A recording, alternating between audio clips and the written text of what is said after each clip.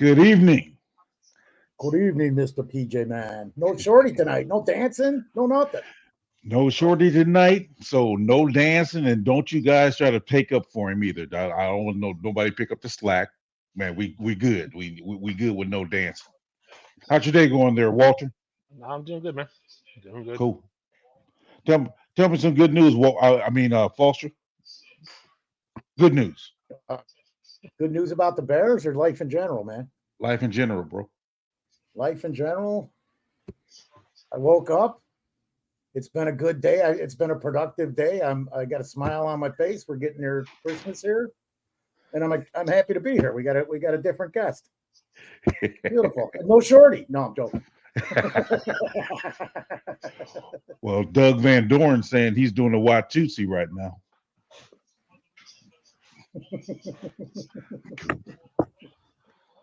So tonight's topic is Doug. We want pictures of that Tuesday, dude. I want to. Is he drinking one or is he doing one?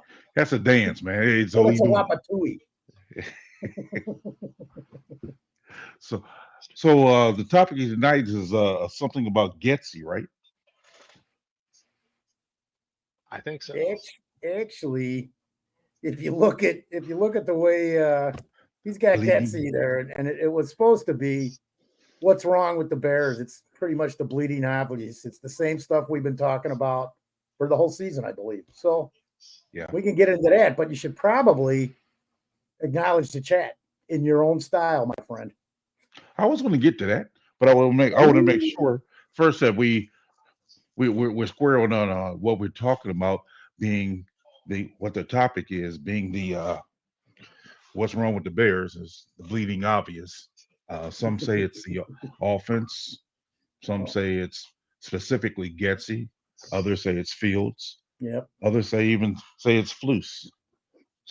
So yeah, I was wanting to get a basis there, but in the chat we do have Mark Kazak.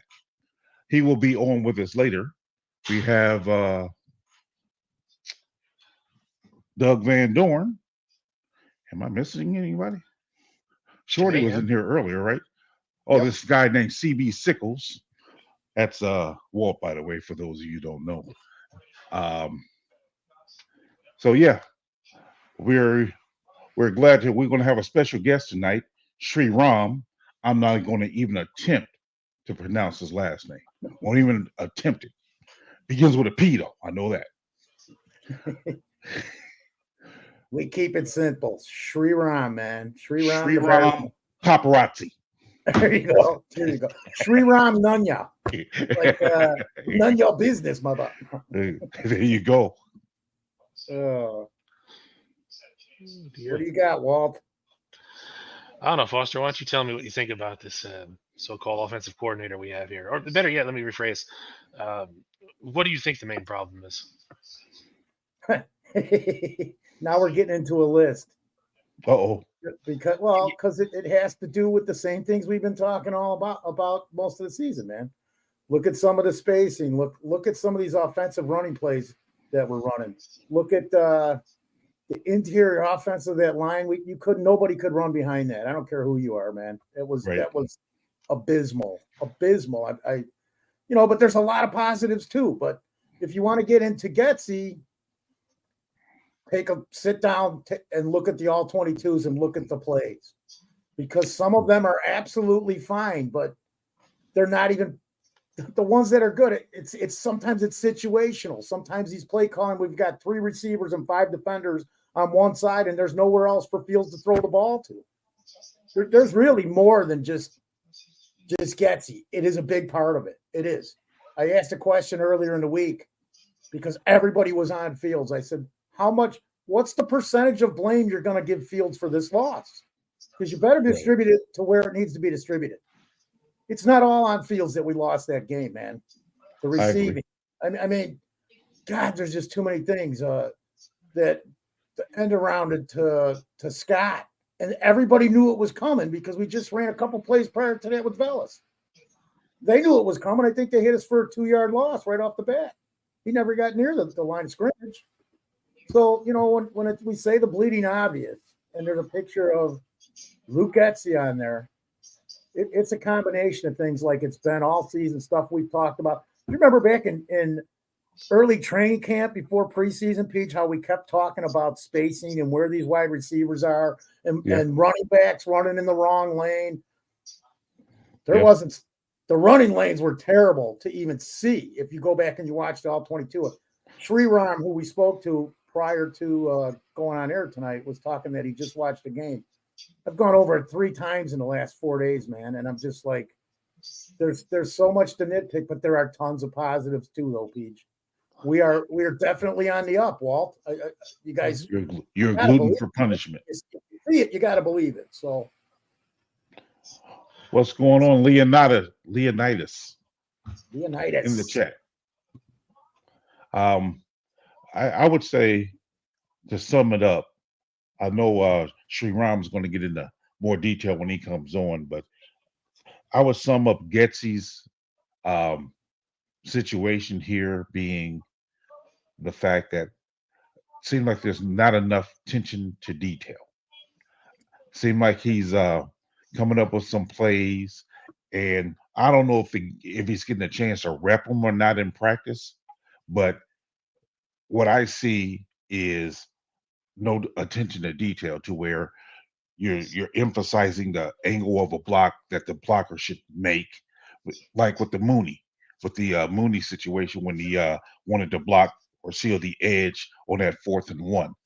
He didn't take the right angle to me and allowed the cornerback or safety to be able to get back there and then trip up the foot. And I don't know if Fields took the right depth on the rollout there either. But that all comes down to attention to detail. And I see that's what's lacking on a lot of our things because, when our lineman is getting blown up in the interior to where they're not holding a block and guys just getting right through them and they're taking a wrong angle, overstepping, and then the defensive lineman is just step right by them, get in the backfield and in Fields' face. That's all about attention to detail to me. Absolutely. The word, because this had come up early in the press conference, awareness, attention to details, awareness. Right. I asked a question even, I think in one of the press conference videos, are you really aware? Are you paying attention to details, and are you aware of your situational football? Because I don't see it. I don't see it on a regular basis where it should continuously be about what's best for the team. And you have to be aware. I'm so glad you brought it up because I was talking about it earlier and I forgot about it. But they're not. I mean, there's times it just appears. Justin Jones on that just having to cover Njoku. So were you aware? You didn't pay attention to that detail. Were you aware that he was going to be stuck covering Njoku? That's a question I would like to ask. But right. I mean, seemed like he was just covering the area of the field and he didn't even go with Njoku. And it's like, that's part of what you're supposed to be doing on that zone is if he's the only one out there, you go with him.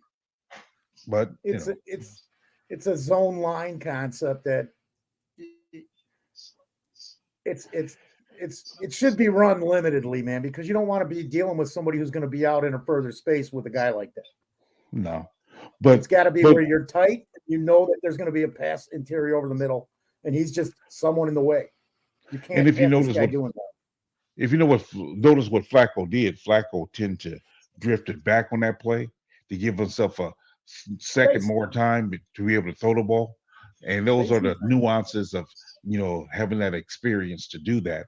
But I mean, to be fair, Bears are not the only team to have their linemen drop in the coverage. However, I take exception to dropping a 300 and something pound lineman in the coverage. That's where the issue lies for me. You drop somebody like a Robinson or a Walker or even Sweat. Okay, you probably got a better chance, but a 300 and Dexter. something pound lineman, that's asking a whole lot. True. PG on that play too, and you could see that Justin Jones kind of looked lost. So I don't know if he didn't know what was going on or Right. That's what I'm saying. failed to. Yeah, that's my point, Walt. He dropped back, and when he dropped back, he was in a space, but not knowing that okay, this tight end is in this space, so let me get closer to him to where I can guard him, as Mhm. opposed to just as my coach used to say, just guarding his line. That's all you was guarding is his line. You No, didn't go do your line. that's what I was going to say. I mean, yes, you could put blame on Flus for calling the play and having him drop back into coverage, but at the same time, you could partially put blame on him for not doing anything at the same time. Right. So everything works hand in hand. I mean, my thing with the offensive problems on the Bears right now is more at an organizational level than any one individual player. Because you have to Oh look yeah. at the offensive line. You have Devin Jenkins in, he's a force, but we can't put the entire line on his back. True. It's unsustainable. So you also have to look at guys like Nate Davis, who came in with a pretty decent pedigree, and Yes. he wasn't this bad in Tennessee. So where is the real issue? Are these players being coached properly? Do you have to start looking at Chris Morgan and be like, what's going Yeah. on, man? This is 2 years now, and it's not like these guys don't have talent. Right. Well, Nate Davis is more known for his run blocking in Tennessee because they didn't have as many pass plays as we do here with the Henry being the running back down there. So, yeah, I'm skeptical because I've seen him whiff. I mean, really whiff too many times on a block. He gets his pass set, and the guy will whiff right by him, and it's like, come on, dude. What was that guy back in the day? Omiel? Was that his name? Turnstile, one of our offensive linemen. I think his name was Omiel or something like that. He was bad. He wasn't here long. Yeah, he wasn't very. I think he was here like 2 years. So, but Nate Davis and the interior of that line, go back and look at every run play. They did not do their jobs on the run. Mm-hmm. And we last year we were a running team, man. Everybody knew it, and we still ran. Yeah. So the film don't lie. The film don't lie, man. It tells the truth when you're looking at it. And with Cliff saying here that we should, judge him next week, I'm going to give him to the end of the season. Yeah. It could even be a mental thing too. Like you said, he lost somebody. I don't know who it was to him, right. And it takes time for people to come back from that. Well, I know that defensive tackle for Cleveland pushed him back on that first goal line play when we got the ball after the interception and we got on the goal line. He got pushed back, and I was like, whoa. He must have walked him back about 2 yards, and you getting walked back 2 yards in the backfield on a goal line play, that disrupt the whole play. So, yeah. Mo Beerman came to the rescue. Yep. Frank Omiel. That's his name. Yep. I remember Omiel. Yep. James he was a turnstile. I don't know, lost his mother is what he's saying. I know that was said. I don't know if it was ever confirmed, so I didn't want to speculate. Right. That's what I was asking. Because James Hunter brought it up, and I just wanted to ask if anybody knows for a fact. Because you know what? I should have looked into that with everything I've been looking at. I've had time, and I didn't even look into it. There's so many things to look at with just this. The last game in Cleveland, man, somebody close to him in his family. I know that. That was reported. So he lost somebody close in his family. Yeah. So it probably was. So PJ, we're about 15 minutes in. What do you think about bringing on the guest here? I was just gonna say, man, we've gone over this. I was gonna have him run around the block a couple of times before I brought him in and see if he wanted to watch the Blackhawks game or something. But all right, let's go ahead and bring him in. All right. Good evening, gentlemen. Honored to be with you all. Welcome, Shiram. Thank you so much, sir. Appreciate it very Thanks for much. coming and hanging And with us tonight, Shiram. It's going to be great to hear your point of view, man. I've read thank enough you of as your well. stuff. And I hope I do. And TJ, you're killing me with the ghost of Frank Omiel, man. I'd completely forgotten. I'd almost forgotten Jermaine Ifedi. I'd finally forgotten Stan Thomas after 30 years, and you're killing me now. Wait till I bring up Jamarcus Webb. Oh my gosh. Well, no, that's the infamous bump. We can never forget that. That's an image that's indelible. Exactly. Exactly. So why don't you tell the chat a little bit about yourself, Shiram? Oh my gosh. Well, there's nothing interesting to say about me other than I have the one most important common thing in common with all of you, that we live and bleed our Chicago Bears. I have since we came to this country, pretty much. And if you can believe it, my first memory was 1985, 44-0 Bears Dallas. If you remember that game, that was literally probably the first Bears game I ever watched after we got here. And then I closely predicted at age 8 the score. Really? To the chagrin and laughter of my family during our Super Bowl party, I said Bears 44-7. That's what I said. Bears Patriots. I was close, man. Yes. Wow. That's impressive. Okay. And so I have, as you all probably have, suffered through and enjoyed all the highs and the lows over the past 30 years. Everything from Peter Tom Willis to we don't need to go through the other 67 backups who had one shot at glory and then went back to the abyss afterwards. But and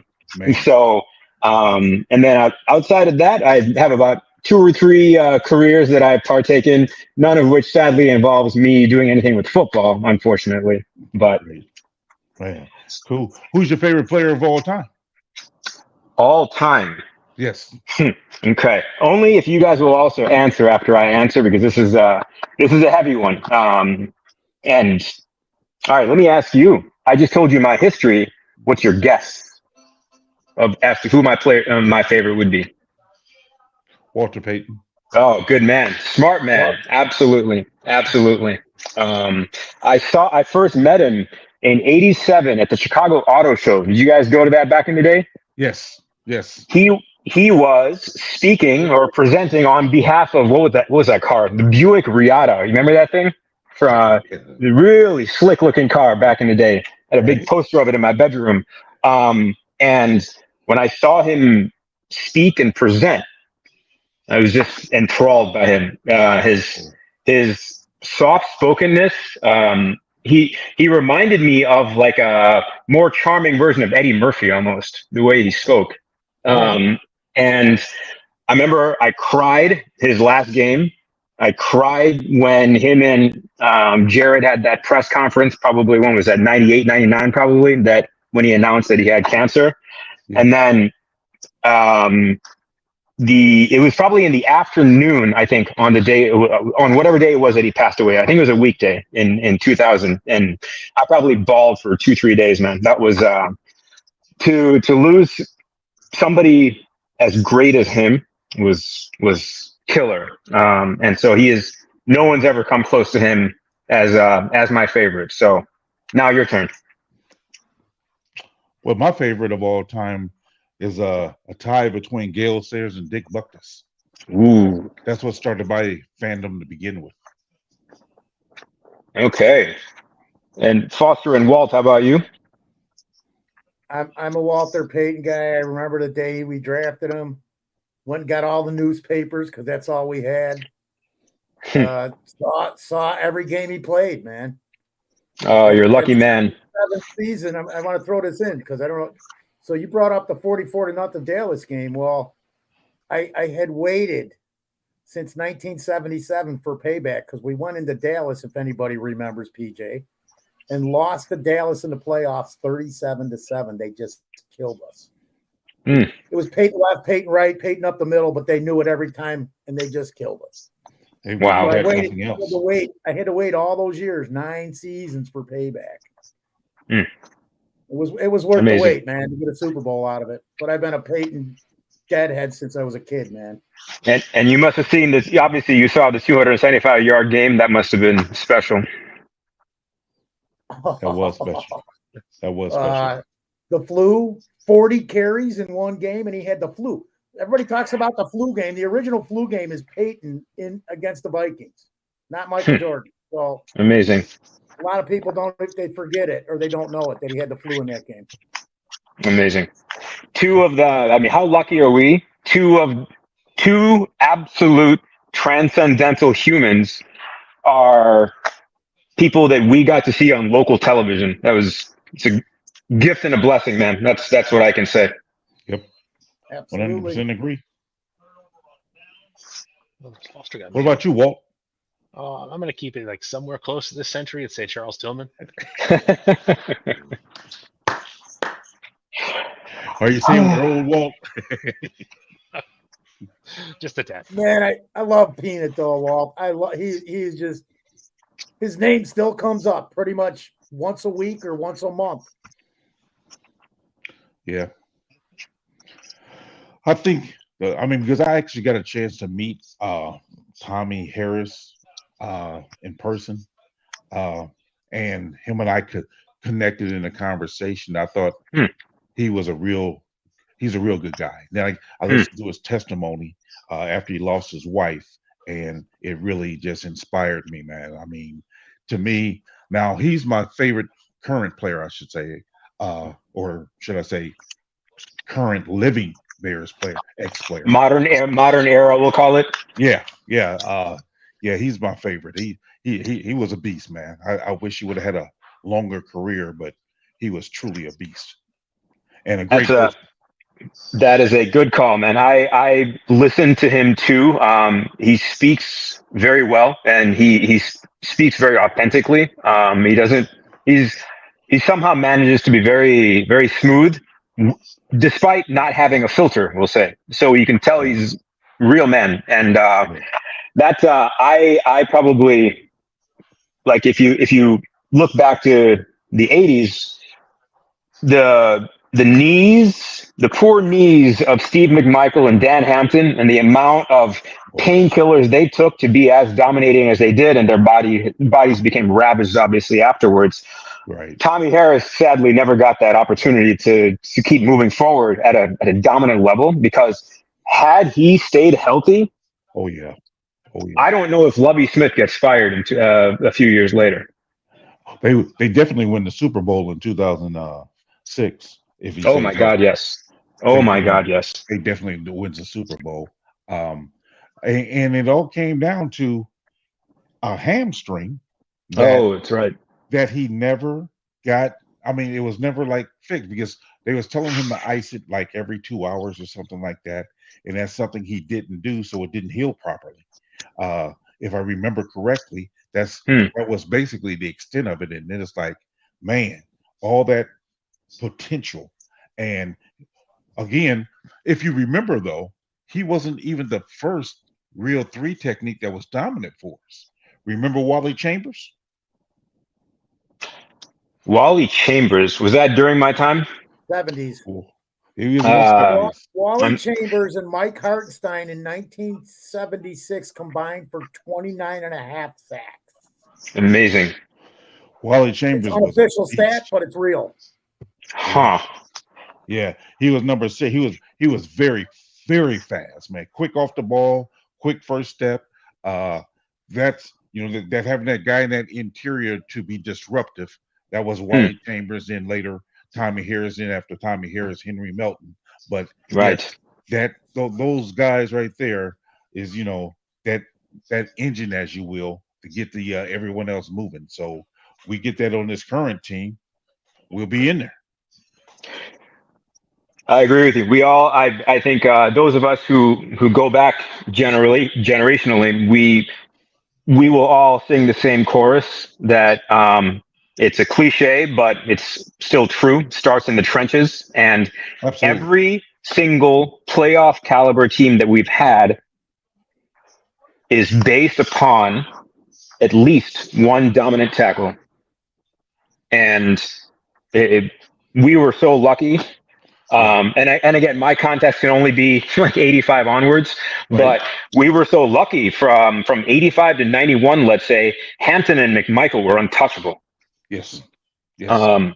And then in the mid 90s, we weren't terrible, but I suspect that a good chunk of our fans won't be able to name too many inside tackles from that time. We can name one lineman, Spellman. He was the one person a majority remember, but who underachieved? He underachieved. Yes, he did, and I feel for him too, man. He could have been absolute monster, and he had his moments. He had his moments where it was a Dallas game, I want to say, or an Eagles game, final game of the season. The rest of the team phoned it in. He just terrorized whoever the quarterback was. 3 or 4 sacks last game of the season, and after that, he unfortunately whether it was just emotional control or if it was actually a chemical issue. The poor guy had to suffer a bit, man. Yeah. He was a beast, man. He truly was. Absolutely. And we are that away that position away from going from what I consider right now to be better than good as a defense as a whole. We already have, in my opinion, and I don't think this is terribly controversial, the best secondary we've had since Tillman and Vasher. Overall unit. And same thing with our linebacking crew. Best thing we've had since Briggs, Urlacher, and Hillenmeyer, in my opinion. Started off slow. Yes. I still think is a conditioning issue. It was a conditioning issue with Edmonds, in my opinion.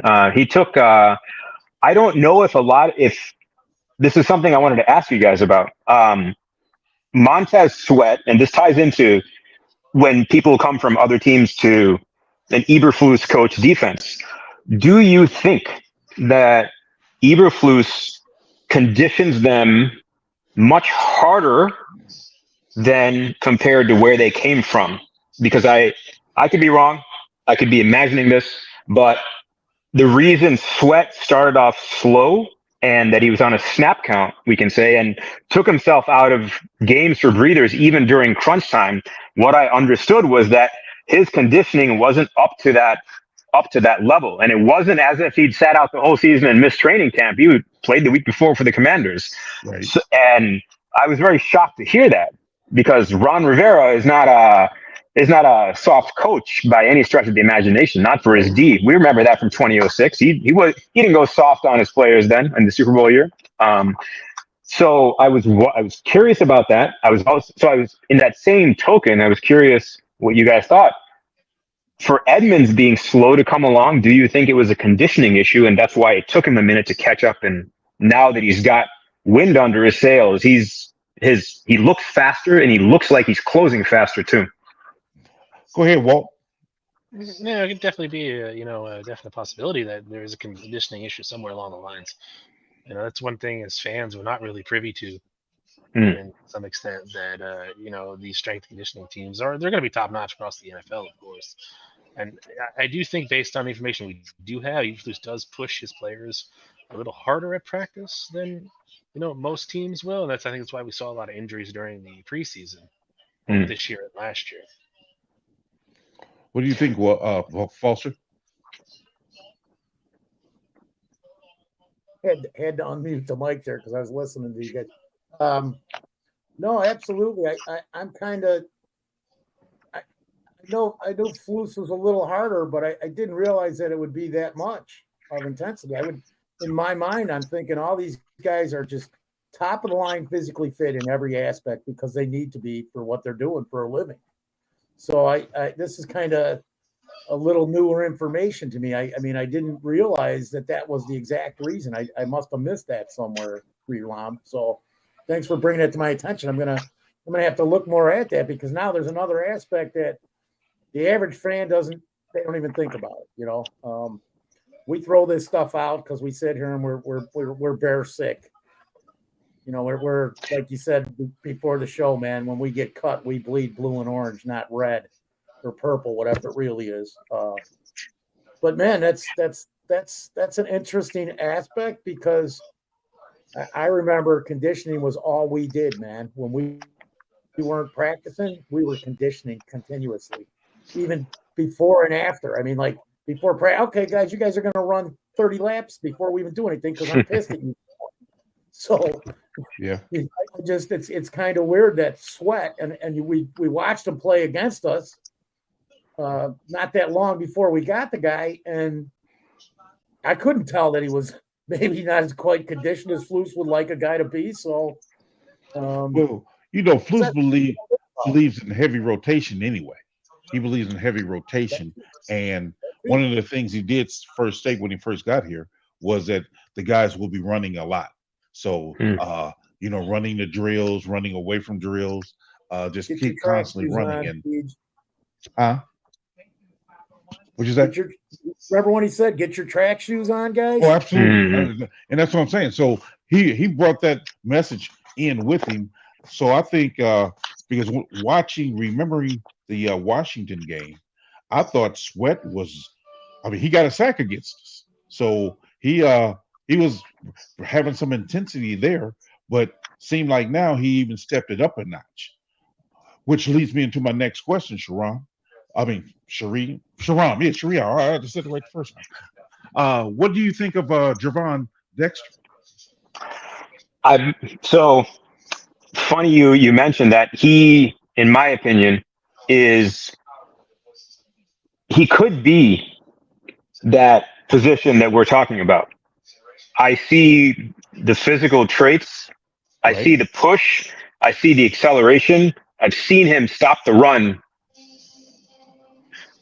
more than I expected him to. For somebody we'll just say he's not his girth isn't Tommy Harris girth, in my opinion. He's more sleek, we'll say, for a tap from dimensionally. And when you just look at him and you look at him side by side to the width of a Tommy Harris, the different like physical stature as far as I'm concerned, which is why I was very surprised at his effectiveness in actually wrapping up after clogging the lane. And we've seen him engaged and still wrap around with his arm. Yeah. Grab a back before he can burst through the line. The sample size is small because we've seen his snap counts over the week. They're quantified, and it's good that he's getting more burn now. I also am curious though, because we've seen him do very well off the edge too, in again a limited sample size. So I don't know long term where he has the best chance to be a game changer. So that's a very, very good question if you ask me, because he's got the speed to win off the edge. He seems to have the ability to push up the middle. So I don't usually say I don't know the things because I usually have conviction in my answers. Right. This is one where I couldn't tell you, man, because it could be either or, in my opinion. He reminds me when we first drafted him. My first person that came to my mind was Chris Jones. Jones for Kansas City Chiefs. Right. And Kansas City tends to play Chris Jones on the 3 technique as well as on the outside at times. So I see they kind of mirroring that. But if you remember, when Eberflus was up there in Indianapolis, he had Buckner. Him and Buckner the same height. So Buckner plays a 3 technique, but when he was in San Francisco, Buckner played the defensive end. So I'm seeing a similarity there. But the contrast between Tommy and Dexter is simply Tommy was 6'2", Dexter 6'6". So there's a there's a big difference there. So I think Eberflus tend to like longer defensive tackles. Which is a great point. I didn't realize the significant height difference there, to be honest with you. That goes against narrative somewhat, if you ask me, because all we hear is how much, up until they started dominating everyone's ass after the after the second game after we got sweat, where they became something to be reckoned with. Up until that point, everyone was basically shitting on a dinosaur defense that's just a clone of what Lovey likes to run. So instead of having a Warren Sapp / Tommy Harris type of body in there, who is more, we'll just say, not to say 6'2" is short because it's not, but a more stout, fast run plus pass stopper, we'll call it. To have lean, not lean, but tall, and we'll just say whatever attributes go along with that. That's not. I don't think that's. I wouldn't say that's the same thing that Lovey ran. I don't think those are the types of tackles he went after, at least from what I remember. He didn't. I mean, because Tommy was 6'2". Tank, I think, was about 6'1". Tank Johnson. Melton was 6'3", I believe. So those are the guys. The three techniques. Dustin Dvorak, if I remember correctly, I think he was 6'4". That's right. So even Stephen Paya, he was like 6'1". So he had the shorter defensive tackles, whereas Eberflus, he likes that length because he wanted Buckner to come in to be his three technique in Indianapolis, and then in their second draft, they go out and get Dexter for their three technique here, because I found it interesting that Dexter became the three technique at 6'6", and they having Pickens play the one technique at 6'4". That's right. What if you were Eberflus? What would you do? Would you develop him as at both positions, or do you get him focused on one? Put yourself in his shoes. And you have to decide. Let's say I would actually have him play a three technique, simply because I think with his limited, because he's coming from a different system in Florida, being he's playing a two gap reactionary system where now they're having him penetrate and be aggressive. So I would have him work and master that craft, because that's a lot that he has to get, which he's coming along slowly, but I just have him concentrate. I wouldn't even have him play defensive end right now. I just have him play three technique before he can master that. It's a good idea. Why do you think he does it? Just to build versatility, just to build multiple skill sets for his players in case they have to rotate with others, or what do you think? I think he's copying or trying to make him into a Chris Jones, because that's what Chris Jones does.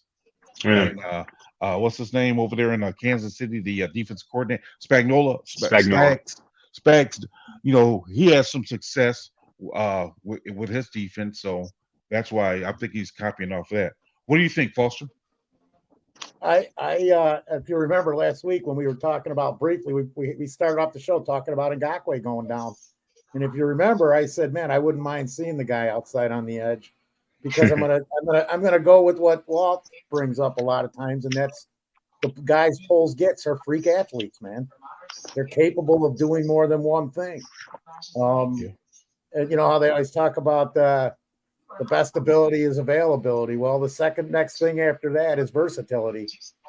So I like my players versatile, and I see him where the guy could be playing any one of three positions, man. I really believe that.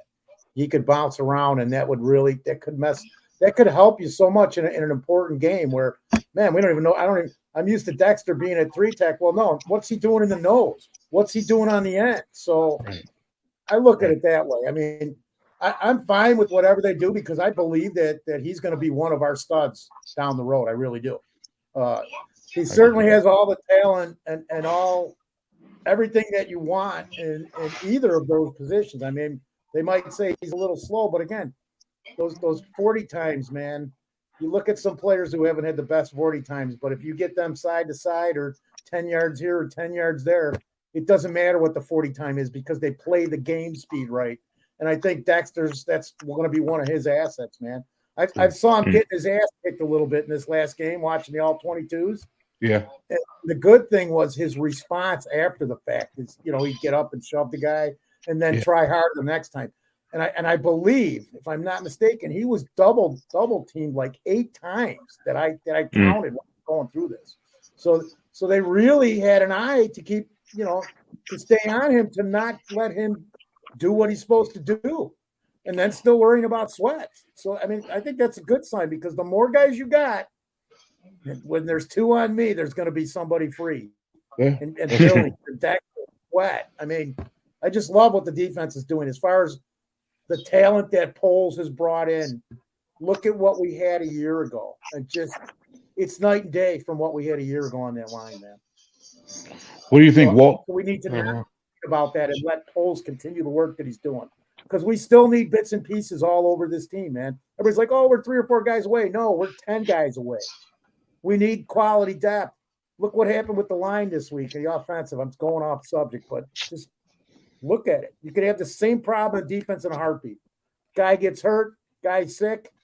If you don't have the depth, you don't have the guys in the rotation, you're going to have a problem. We've seen it week in, week out. And that's just with the mistakes from coaching down to the players. It is what it is, man. It is what you see. I'll stop. I could rant on for about 20 more minutes if you guys want. No, that's okay. We know. Well, I joined you guys for the Rams. I don't know why you would ever stop yourself. Oh dear, PJ. You asked where Griffin Dexter should play. He definitely is 3 tech, man. It's almost a mirror to Jalen Carter in a sense. There's about a 3-inch height difference in favor of Dexter, a 2-pound weight difference in favor of Carter. Both play with the same kind of mentality. I think Dexter has a better motor and can handle the longevity of a full NFL season, where Carter is jury's not still out on him right now. We saw in Georgia, he was only playing roughly around maybe 350 in terms of snaps at the high end. Right. So I know Georgia does a very, a big rotation like Eberflus in a sense. But they have so much talent down there. Jeez. They do. But at the same time, if I want you to be a third down like a 3-down player, I want you to go the entire game, and I need you to be ready in case that big play is there, and you're not just sitting huffing and puffing on the sidelines. So there's that. I think he's got a big enough body and enough strength to handle the 3-tech position, and you don't really have to move him out on the edge. I mean, you can, and like you said, versatility is always a good thing. And it's something both Flus and Poles have preached since they walked in the door. But his mainstay is right there at that 3-tech.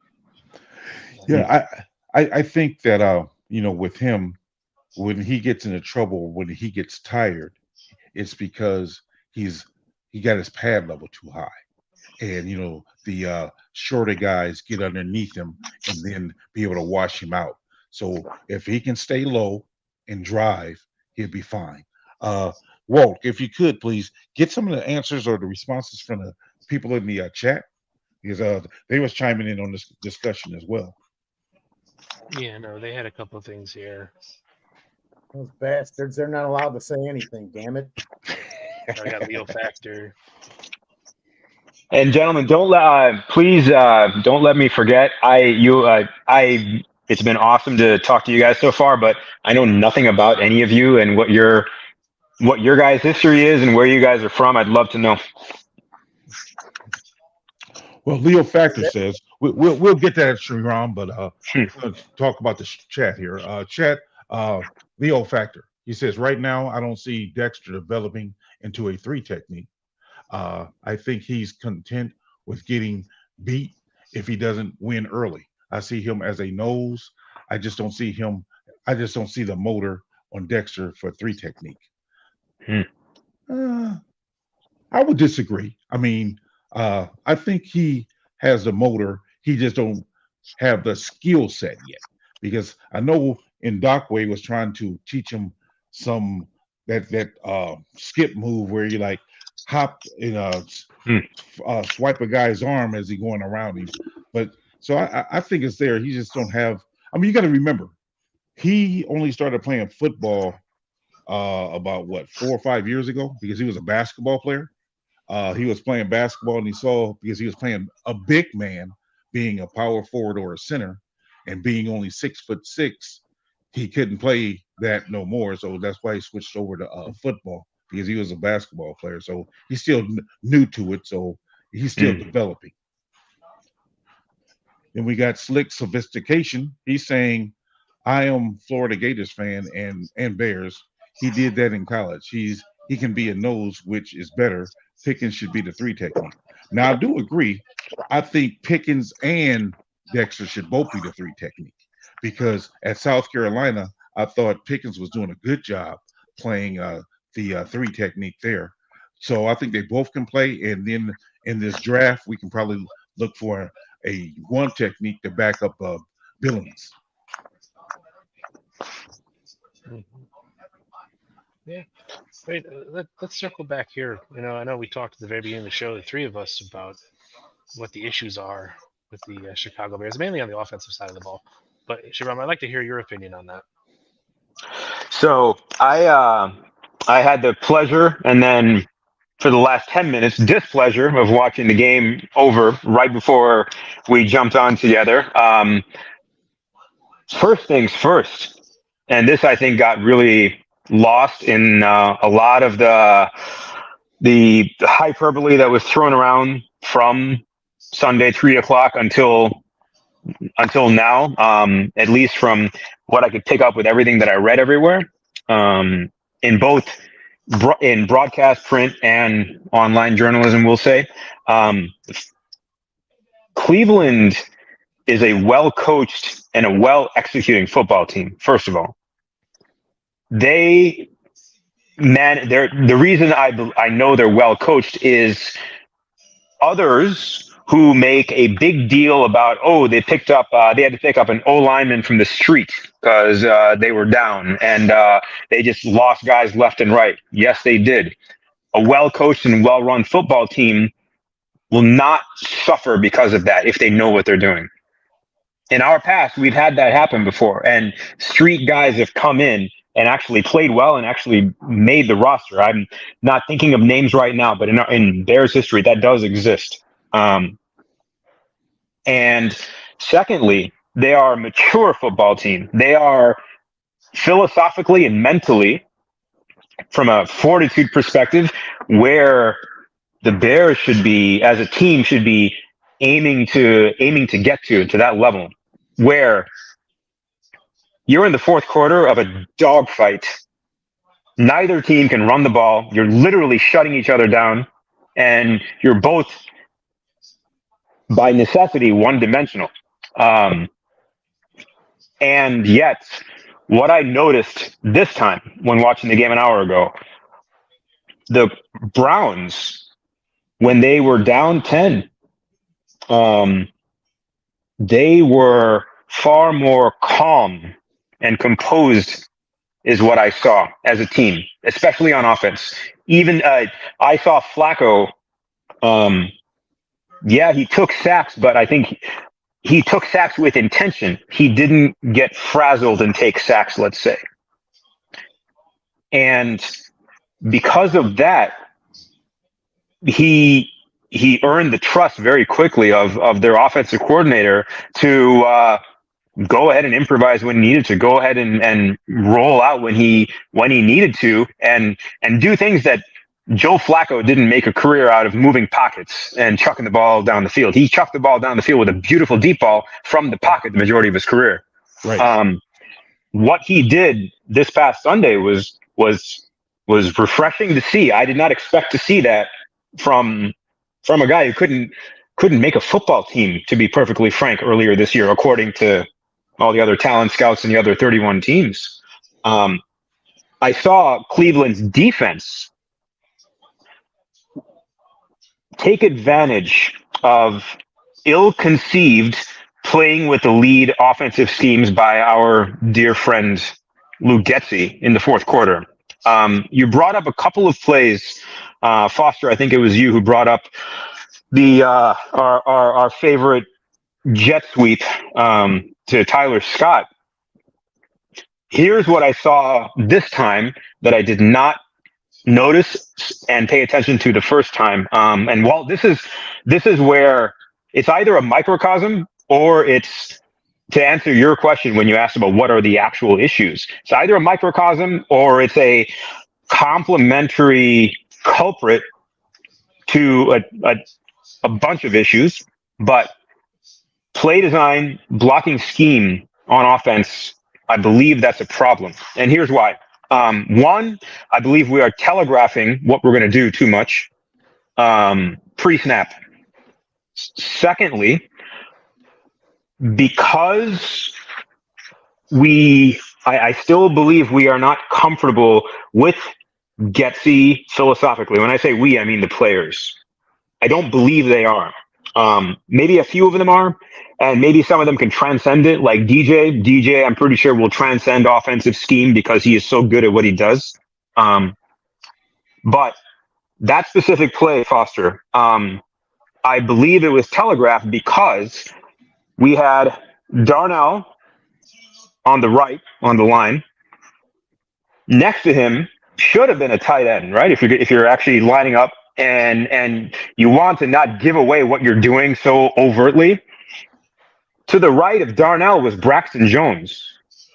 Pre-snap, we had our left tackle lined up to the right of our right tackle. I wonder what the defense thinks we might have a really good odds of doing. We might run that direction, maybe. We have both tackles on one side of the football. Uneven front. Yep, exactly. And then post-snap, and this is where I believe there's a philosophical disconnect.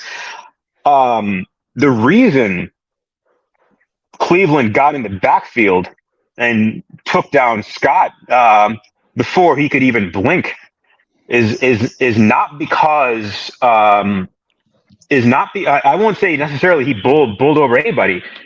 Braxton Jones just ran off into second level. He ran right by him and went second level looking for a linebacker or probably a safety or somebody else because he assumed Tyler would get around end and be off to the races. That sounds to me that as a terrible play design more than anything else. And that's where it sounded like Getsy took some sort of I don't know if he took responsibility. He said today we'll definitely coach that up better. I don't know what that means. I don't know if that means our players didn't execute or I sucked when trying to communicate what we need to do with that play and what reads you need to make if you're on the end. That is like I said, Walt, that's either a telling example of an overall problem, or it's a singular microcosm, we'll say, of what plagues us. And that's, to answer your question, that's my opinion, but I want to know what you think, because I only exist in my own vacuum when I analyze these things. See, I've watched that over and over, and I'm like, the design wasn't the greatest, but I still feel that the execution was part of the issue too. Because I could just see Scott going, wait a minute, why is the ball being snapped and I'm only here, man?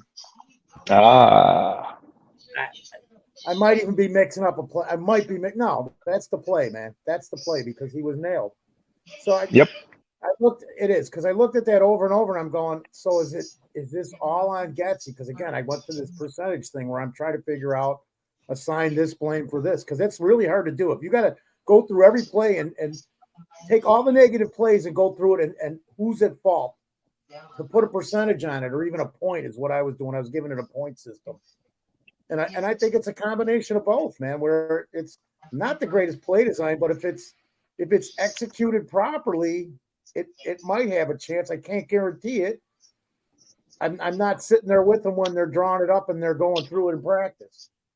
Right. So, the other thing too, I think is, man, I just all this the walkthrough stuff. How effective is it when you're trying to teach these guys a play? Back in the day, you just kept running the play till you got it right. Yes. You know what I mean? Yeah, but Foster didn't take collective bargaining agreement. They can't do that anymore. So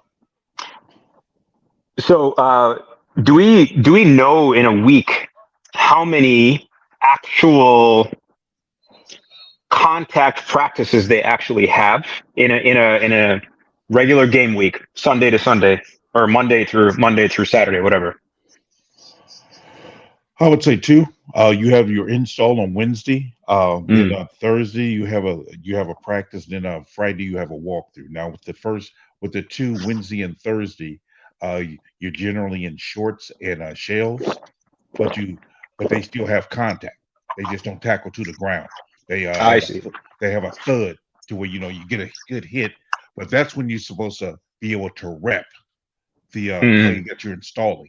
So you install it, then you want to rep it, and that's the thing. I don't know how much they're repping it because that becomes the issue. The issue is much like our previous coach. Seemed like I don't know if they're actually practicing what they're actually installing. I mean, Yep. are they just doing a walkthrough with it, or are they actually okay? Now let's get it lined up and let's practice it and see how it actually looks. Because to your point earlier, where you said that Cleveland is well coached. Bill Callahan is one of the best, if not the best, offensive line coach in the league. And then Schwartz has always been a good defensive coordinator. So you are correct. Yeah. They are well coached, and that's the issue. Is what I'm thinking is okay. One thing I love about San Francisco, because my barber, he's a San Francisco 49er fan. So every 2 weeks when I go see my barber, we talk football. And I told him, I said, the thing I love about your team is their attention to detail. It's like when they run a screen pass, like we run the same type of screen pass, Debo Samuels will go for a touchdown untouched, and our guy's getting tackled for a 2-yard loss. And it all comes down to that blocking scheme to where you go, hey, this is who you block, this is the angle you block, and this is how you're able to do it. I don't think we're being coached that way because even on that play you guys talking about with Scott, it's like, okay, are you teaching the guys who to block and the angle to block them at? Because that to me is what that's showing is we're not paying attention enough to detail. Yep, I think I agree with you. And the other thing I forgot to mention when I was saying that I distinctly saw Braxton literally ignore the defensive end that blew right by him and took down Tyler and went looking for second level. I would assume, and correct me if I'm wrong in my guess here, that he assumed Darnell to the left of him would pick up the end and not the person adjacent to the end. And Darnell picked up the middle guy and leaving this guy to kill him. It speaks to lack of repetition. You know what I mean? Because they didn't rep it enough to where, hey, this is what you do. Because what happens if the defender does this? What happens if the defender does that?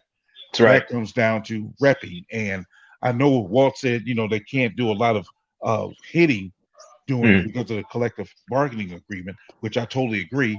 But they're in pads. I mean, they're in shoulder pads and shorts, and they still do that thud with the scout team. So as the scout team not being taught, okay, be this guy and how Myles Garrett plays, act like him before we can now coach our players on how to react to it. Is that being taught? Because I'm going to go way off topic real quick, but when they talked about Eric Bieniemy, how he worked his guys so hard and, players was complaining about it. I think that's a type of, I'm not advocating for him to be a coach, but what I'm saying is we need a coach to emphasize repetition. Okay, we're going to pay attention to detail. One of the things I remember about San Francisco in their heyday with Bill Walsh was they talked about his attention to detail. He would tell the receivers, he would tell the quarterback, throw the ball like, to where the receivers got to have the arms outstretched to catch it. If you didn't do it like that, rep it again. Those type of things is what makes you better, because in real game time situations, you may not be able to throw it to where you got to stretch out, but you're still close enough. But if you're not emphasizing that in practice, you'll throw the ball over the guy's head. So my thing is emphasizing attention to detail, and I think we'd be fine. That's a great point, man. Great point. I would agree with you because I don't believe the issue is incompetence on the player's part. Braxton Jones is not an idiot, and if you give him instructions and direction and guidance, and as you said, repetition. What's the saying? Excellence is only achieved through practice repetition. I'm totally butchering a much more sexier sounding quote, but you don't become excellent by being born. You don't excellent technique Yeah. is not something we were genetically programmed with. And anybody who has a physical gift has a head start to get to what we can say an excellence of technique. Braxton Jones, despite his draft position, he's a physically gifted human being. Yes. And he has the potential to really do some damage on that side. That's a great question, a really important question I wanted to ask you guys. What do you do when it comes to free agency and the draft, specifically with the line next year? You'd mentioned Nate Davis, who unfortunately saddens me because, and I believe you're correct. I think it was his mom who passed away. So I don't even want to try to imagine what the poor guy had been going through the past X number of months. Don't even want to fathom. And to come back from that at all is he gets my respect. Absolutely. And if I remember correctly, he played reasonably well. One of his first games back, I want to say it was the Commanders game. It was that was like his first or second game back, and he held up well. When they ran between him and Lucas, or even between Tevin and Lucas, Herbert got like 7-8 yards per carry is what he averaged that game before he went down, if I'm not mistaken. So I don't know exactly what happened. Either it's a minor injury that they never announced. Maybe he's not healthy, the same way that I'm not convinced that Khalil Herbert is fully recovered, to be perfectly honest with you. Or they changed philosophies slowly, which means scheming, blocking, rendering what he is good at to be not so good anymore and not so effective in the scheme that we have now. It's difficult for me to say without rewatching Washington and onwards again now, seeing what has become. Right. So I have question marks now, unfortunately, at guard and of course center. Because I don't want to rant until later. I'd rather hear your guys' opinion about center. My overall question to you both is center, left tackle, and guard. You are Ryan Poles. What are you thinking going into April? Go ahead, Walt. Okay, well, in terms of left tackle, I'm going to stick with Braxton Jones. I think he's showed me more than enough to at least hang around for another year, at least to the point where it's not top priority on my list. Both guards, I'll keep him as is. I feel Nate Davis will bounce back next year, and it's one less thing we have to worry about. Center, on the other hand, is you have to do something. Why Lucas Patrick still is in there at this moment, I don't know if it's just because he knows the cadence, or he has a good repertoire with Justin Fields, but I mean he just can't do the job. And for some reason, the Bears, like with their coaches, just like to hang on to guys at the end of the year when it doesn't make any sense to me. I mean, Lucas Patrick should not be the starting center right now. And I'm not even just saying at the Cleveland game. The entire line got beat up in Cleveland. So I can't fault any one in particular person. But again, I'm going to go look at the patterns. And you see this with Luke Getsy too. He's got a pattern. It's the first 15 plays are fine because he scripted it out. After that, when he has to start using his brain to actually think about what's going on around him, he can't do it. He just can't. And it's not one time. It's every game that we've seen. And, Lucas Patrick's kind of the same way. I love him as a hype man. And he's there for his teammates, which is fine, great. You need that kind of player, but you're going to be sitting on the bench. You're not getting out there. I'm not going to put my quarterback or any of my other guys at risk because of your inept. Did you hear the question, Foster? I did. I did. I was listening. I missed a little bit in between, but that was way early in the conversation. As far as the offensive line, I'm going to have to go out in free agency. I think I got to get a real center if possible. I'm probably going to draft another one because I don't know what Kramer is yet. Does anybody? No. There's my rant that I'm keeping my mouth shut on for the time being. Well, you bring it up at a time, though, definitely. And then we know what we have in Whitehair and Patrick at center. We've seen it. Feeney, we have not seen anything of except for a few plays. When I looked at the tape on him as far as guard and center, I was like, yeah, he should be decent at guard. And then I was looking at some center things, and most of that looked really good. And I thought, hey, we might have something here. But conditioning, repetition, continuity. I don't know, but those are things that I can throw out there to look at in regards to Feeney because he's been here long enough at this point in my mind. Why don't we see him? It was going back to Dieter, and boy, for some reason, I just wish we had Dieter on this team right now. I'd like to see what he'd be. One game. I'd like to see him play one game at center with these guys, with Tevin and Davis and Wright and Braxton. I'd like to see one NFL game with him at center. I agree. Because the way he played, it was like having another Tevin almost.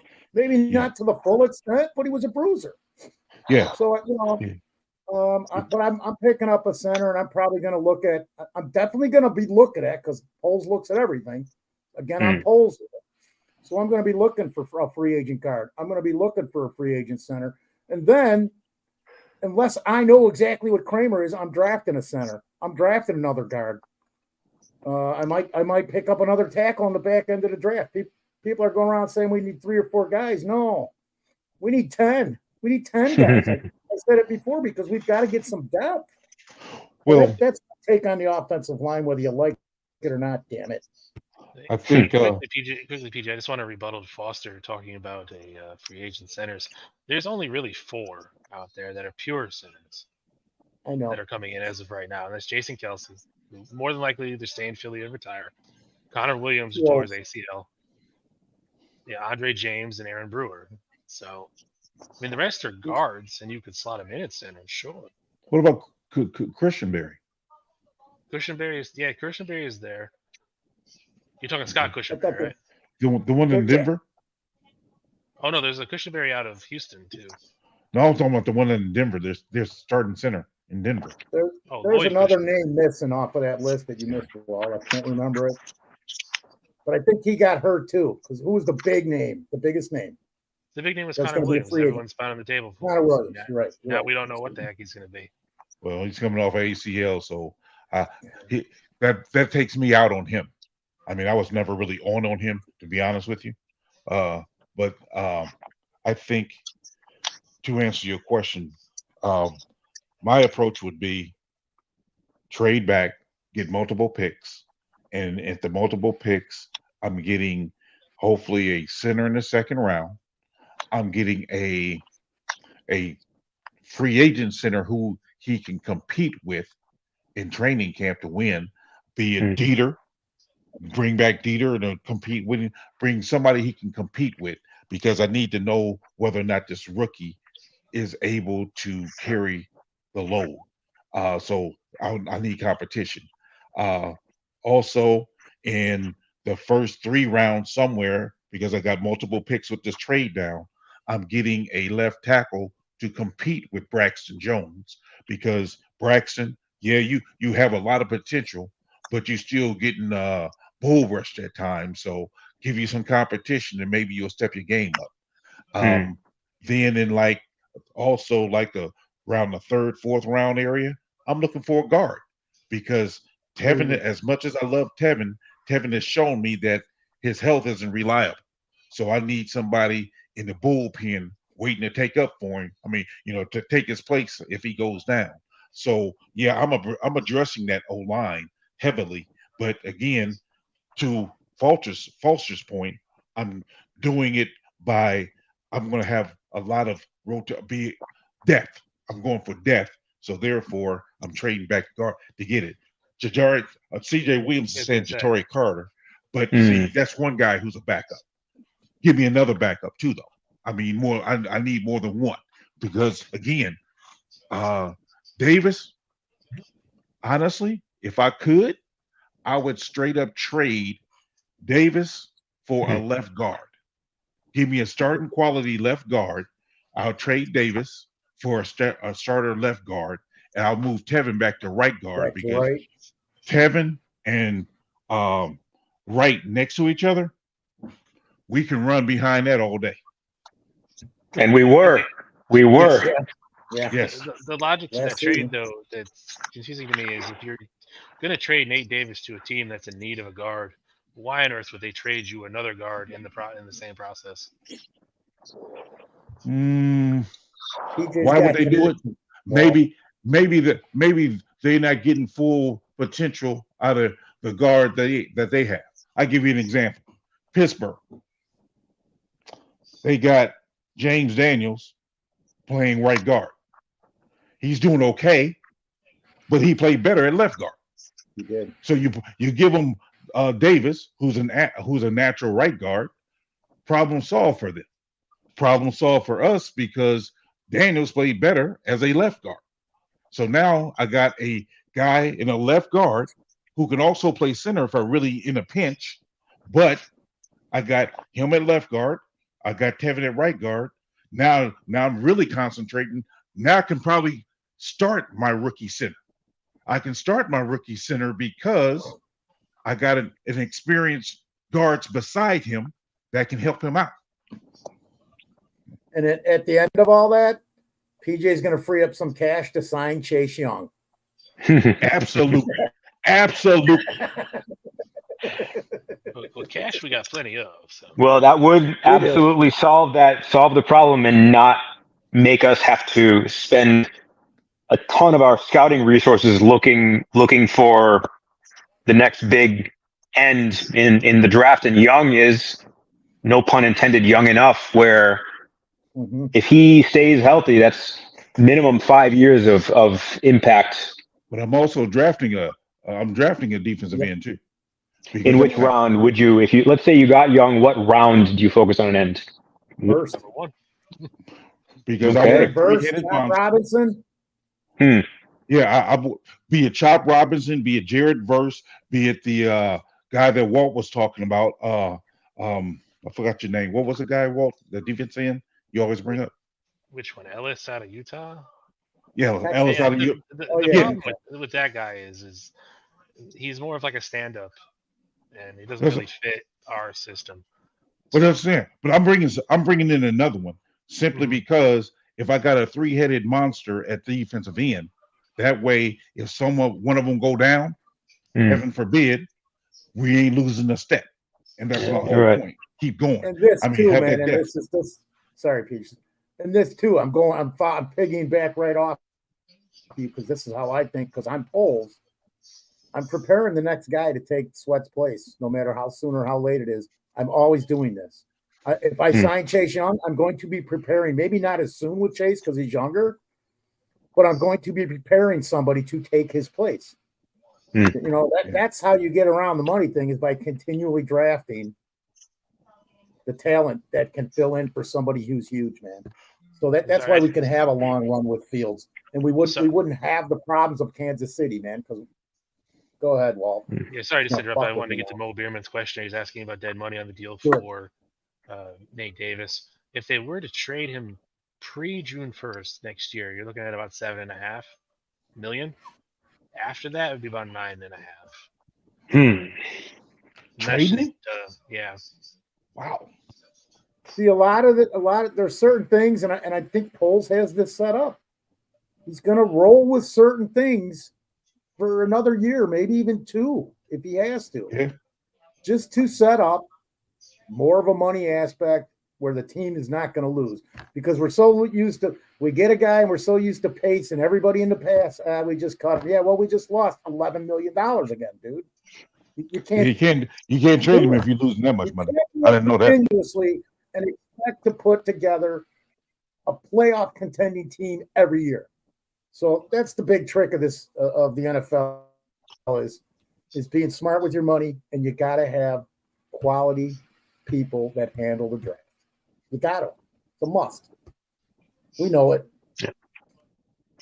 May I make a couple of hyperbolic statements to see what you guys think about it? Absolutely. First, I have. We insist. Thank you.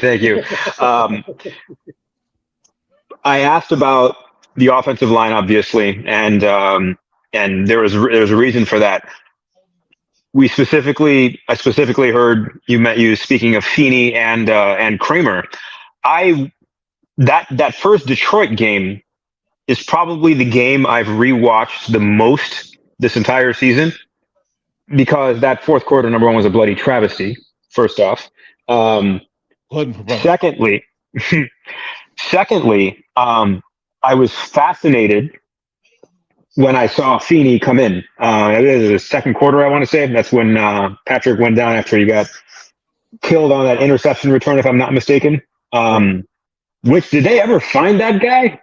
I forget who hit him, but I never heard. That was some salty garbage, is all I can say, man. Pretty bad.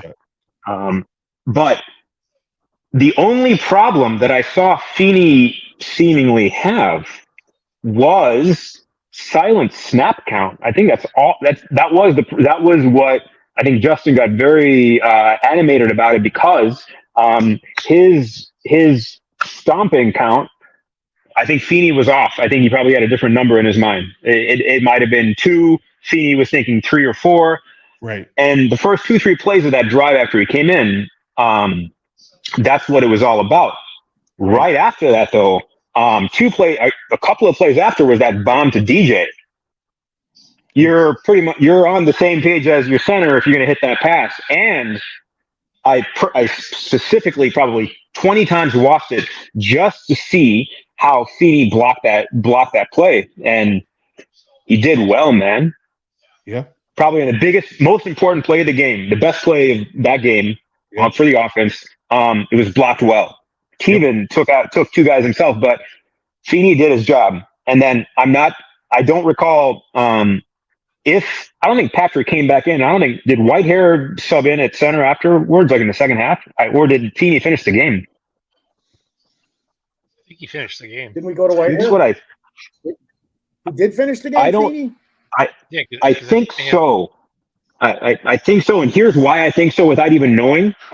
There was not a single snap that was aimed at a red dot 4 feet above Justin's head after the first half was over. So sad that that's a prerequisite to be a center, that you have to hit the quarterback in his hands. But yes, Joe said Feeney finished that. That's absolutely correct. I was not disappointed with how he played. And when you have someone who comes in with a reputation of being a spot starter, and your 2 guys ahead of him in depth are not doing their job, and your goal is to win football games, why would you not give more credence to getting him in there, getting these guys like just some observational time on the sidelines for a game or 2? You also help Justin by getting him the ball snapped with good timing, getting him the ball in motion. So that's my point with my rant with Feeney. It's a travesty that all of his snaps since then have been special teams, literally all of his snaps. Secondly, Ryan Poles didn't draft Doug Kramer to have him sit and watch for 2 years and to be on the practice squad for 2 years and be let go and be brought back. I don't think he did. If Doug Kramer proved to be so much of a disappointment during training camp, enough to where he will not see the field for literally a single snap, what the hell is the point? Why even keep that young man on the roster if you are not even going to get him a professional football snap? Because he drafted, and you know, with your own drafted players, with Poles, he's not quickly to let him go. Bayless Jones. So he's not quick to let him go. I think what Kramer needs to show is his strength, his functional strength at the point of attack and anchoring. He has the movement skills, but I don't know how well he anchors, and I don't know how much functional strength he has at center. See, now Is this so I didn't see him play at Illinois. Did you get a chance to really check out it? Is that where you're coming from with this? Yes. Okay. That's fair. So what do you see happening then? Him just playing out the rookie contract and then going elsewhere? What do you predict with him? Well, if you look at let's look at Lucas Patrick. Lucas Patrick, as well as even Jason Kelsey. They both, I think, were undrafted free agents. Right. So they took time on the practice squad, developed a little bit, then they eventually became starters. Lucas Patrick's case, he became a starter when a guy went down in Green Bay, and then became a full-time starter. I say next year, Kramer's in the discussion for starting or being able to make the roster. They're just trying to get his strength up. They get his strength up enough to where he can handle the functional strength, because you got to remember the teams we're going against have some big tackles, being Green Bay, be it Minnesota. So he has to have that functional strength to be able to at least guide them a different way as opposed to getting pushed back. So once he can demonstrate that, you'll see him in the starting lineup. That'd be nice. That'd be a good goal to have. That foot is here's my strength, he would be capable to have great leverage if he can attain the strength that he needs to play because of his stature. It's kind of how that's who Poles was too when he was a guard coming up, man. So right. He probably holds a little speciality for this guy in his heart, and I'm not saying that he does, but at the end of the day, it's a business too, because you're going to hold on to your guy, and then I'll put it like this: I've fired family members out of my company, and it's not anything other than, man, I love you, I'm still here to support you, but this just is not for you. At least not for sure. So you kicked him out of Santa's workshop. What? So you kicked him out of Santa's workshop. Shut up, man.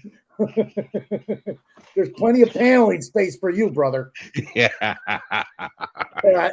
Shiram, if you don't know, going back, PJ, there's a whole long story because I used to walk past John Wayne Gacy's house every day. And it's been talked about on a few different shows. It came up even on Nick's show because he lived in my Lord. Yeah. So the wall comment is a spot for me to bury PJ if I got to bury him. That's all that. And it's all in fun, but he's the one who actually started it. So to get back to center, and then give me a minute while I find my bazooka. Yeah, he's always looking for a lost weapon too. Senile cops, man. That's the problem sometimes. You know what I mean? See, I'm also senile. I thought he said Bazooka Joe, and I was never not going to stop you for that one. Yeah, he's always looking for his lost bazooka or his hand grenades or a landmine. It's never anything ordinary. Military police, man. You know, they're a little off when they retire. Flame Lord. I'm going all the way. This way he knows more about you because we never did. So you served, man. Yes. PJ. Well, thank you for what you've done for our country. I appreciate you. Appreciate you, man. Thanks. But I want to jump back into center because the other thing too is, and I look back, we actually discussed after the game, Peach, about Beanie playing the rest of the game. That's where our minds aren't. It was something we touched on. The chat threw in the week after that. If you go to a Thursday night, you'll see it right in the chat. That's how I caught it. But so that was brought up too at that time after that game. Is okay, you know, maybe he will get more time because we saw how bad Patrick was having issues snapping the ball, and that was even a problem this week because the defense was jumping when Nate Davis would hit Patrick's leg prior to the snap, and they'd just wait for Justin to lift his leg, and then the ball was going to be snapped. they showed it in slow motion. I'm like, wait, did he move the ball? Right. They moved it just enough, and the guy was already between two of them on a couple plays. Yep. But anyway, so maybe Feeney's the guy that they can develop if what we're bringing this subject back up that everybody's forgotten. But why didn't they do this with Dieter? Dieter sat in a practice squad forever when all the fans and everybody said, man, don't you see it? Don't you see it?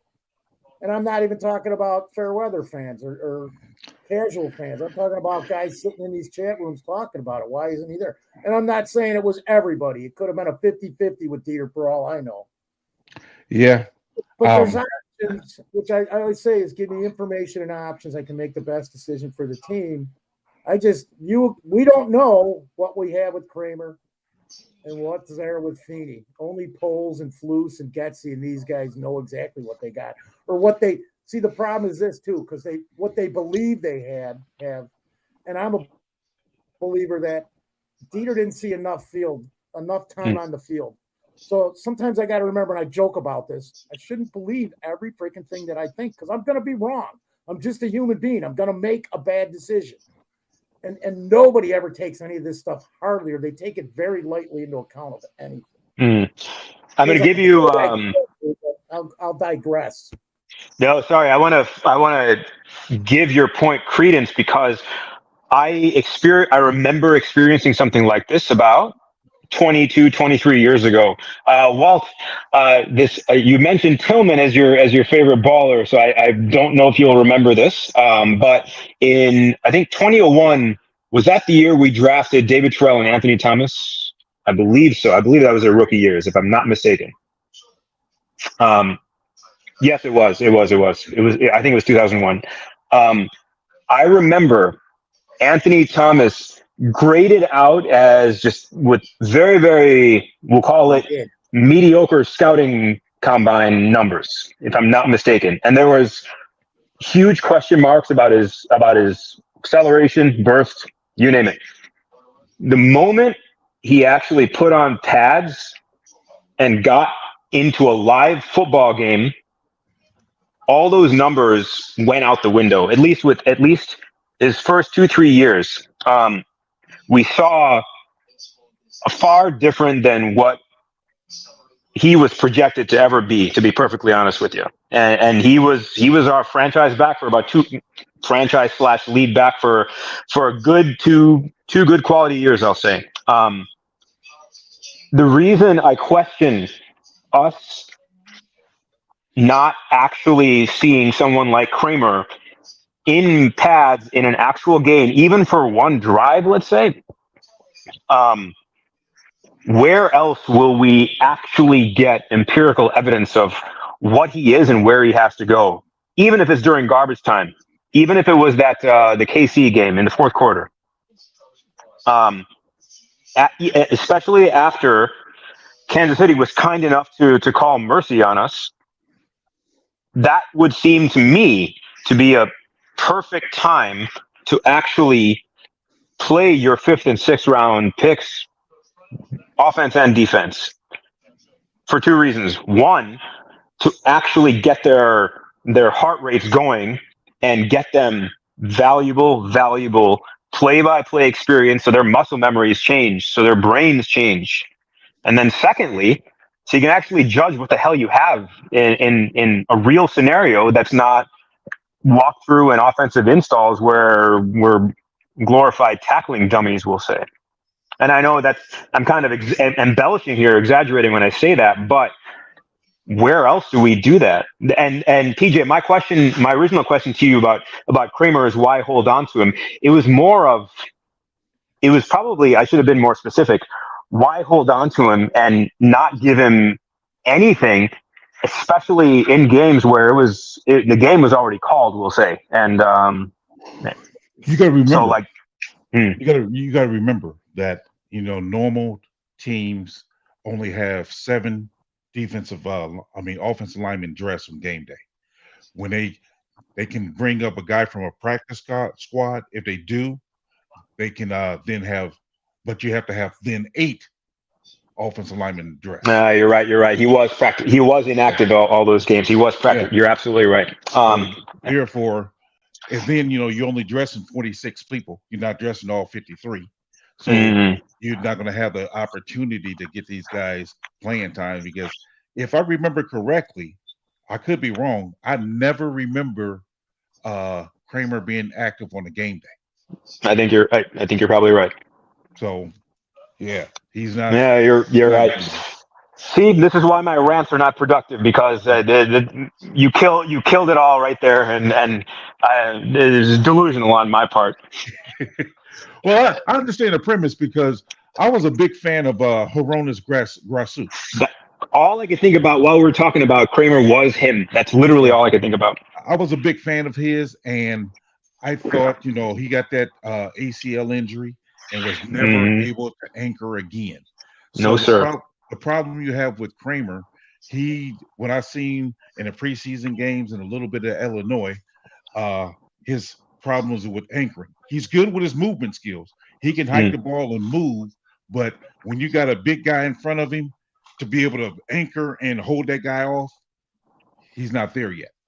So I mean, but polls see something in him because Arizona picked him up, uh, went to That's right. their active roster for 4 weeks, got Yep. released, and now he's back with us on our practice squad. So he sees That's something. right. Maybe that foot injury hurt some of his development and getting stronger, but that's the thing though. He has to get stronger. Hmm. Fair enough. They did Eh, bring him back, and they tried to bring Dieter. They tried to sign Dieter to a practice He wants no contract. parts of it. mm. What He he wanted wanted no to take parts of it. his, he wanted to go somewhere else, man. He wanted to see if he had a Well, better opportunity somewhere. So he's he been Yep. on our stayed. practice squad since, if I remember correctly, since Fox was here. I think it was Wow. the last year of Wow. Fox. If not the last year of Fox, at least the first year of Nagy. He No, was he was 2020. No, because he's been here. He was look it here up. a while, Look it up. Well, and see this would be his 5th year. like I said, he's been. I know he's been here a while because he Looks started like off. Houston. Looks like the I mean, Texans activated him about a month yeah, ago, yeah, from what I'm reading here, at least. yeah. Huh. But I haven't. You know what? I haven't delved into that, and I'd like to, but I don't think he's starting. He's just sitting on the bench. Mm. So So He's here. not doing anything. That's why I don't understand I'm just saying. Peter Iceland. I mean, What'd you say, Mark? I understand that you guys like Bears drafted players, but Dieter Iceland is nothing. He's irrelevant to this team. He's irrelevant to any team he's on, actually. When you break it down, he's played 4 snaps and used 4. Ooh. Mm. I And can in the count them on 4 my hand. snaps that I've seen him play, though, I thought he played decent enough to warrant a better opportunity. I Is wanted what to I've see seen. more. I mean, I Mm. wanted to because see more, man. in preseason, granted preseason, I thought he demonstrated enough to warrant more playing time. So, I mean, if what he's doing in practice, yeah, we're not necessarily seeing, but my eye test, what I saw every time he was on the field, he was pushing his guy back every time. I've never seen him get pushed back. I seen him push his guy back every time, and I'm like, okay, let me see more of that And until they I don't.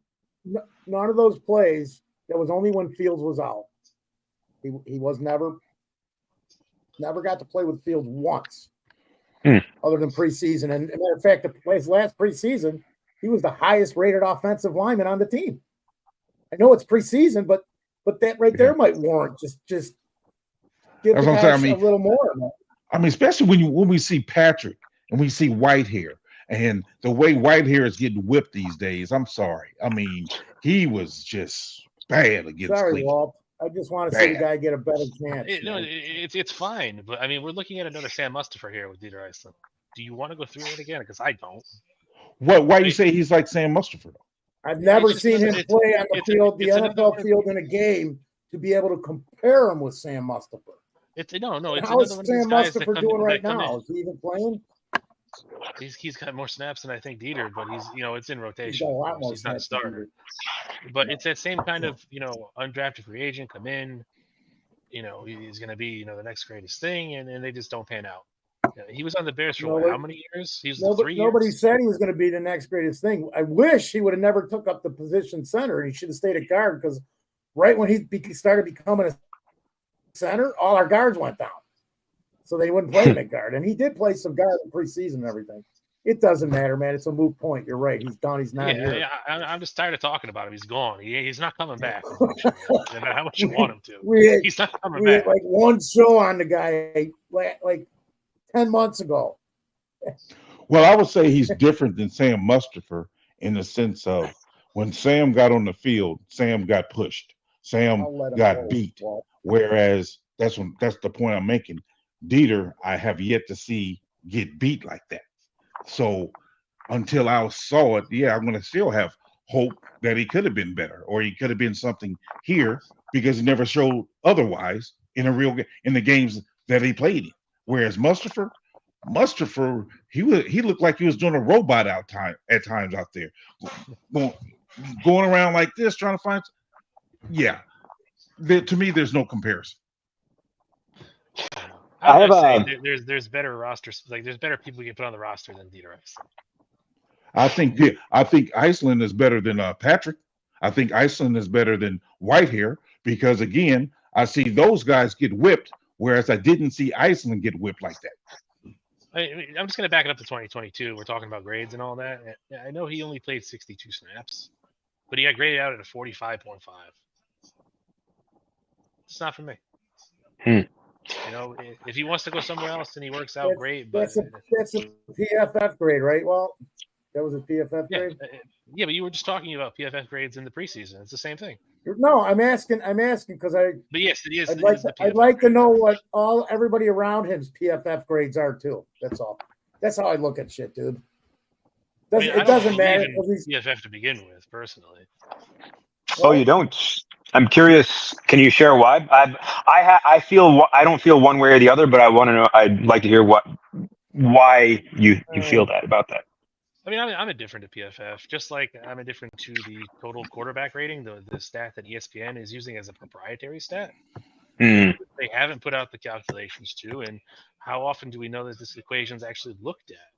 You know, you have to look at the copyright. So what the copyright is on it is that the last time they actually revisited this equation.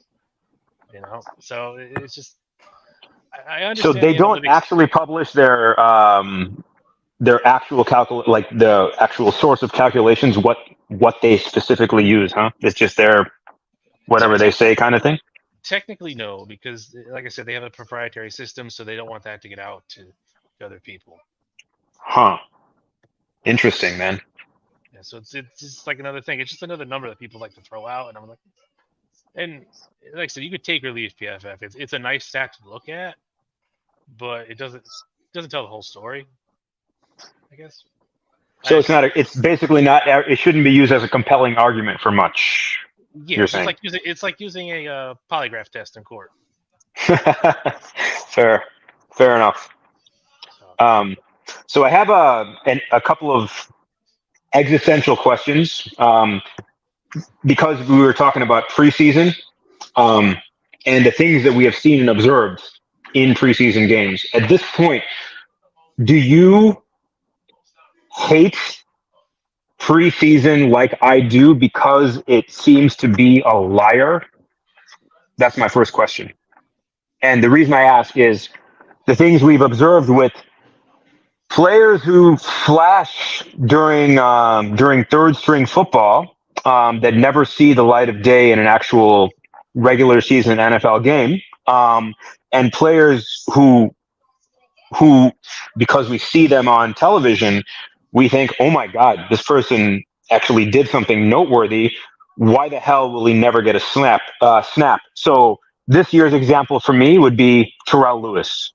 That would be this year's example. And another example would be how we were but a good percentage of people were baffled by letting Travis Gibson go with the simple explanation of, it was scheme fit.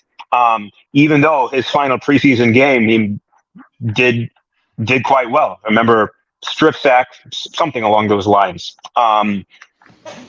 And That being said, Travis Gibson has been inactive for Tennessee more than he's actually played so far, which is even more mystifying to me, considering he was a full-time 2-year starter for us here. So I guess it's a loaded question. What is is there even a value to preseason anymore, considering how much it lied to us this year, especially? Well, it lied to us because we didn't play our starters. That too. So if we really if we really look at preseason, we should be able to evaluate our players. 1, 2, prepare for our first game of the season. We did neither. So we had injury, I get, but when we came up to Green Bay that first game, we were like totally unprepared. I think to answer your second part regarding Travis Gibson. Travis Gibson in college played a 4-3. Mm-hmm.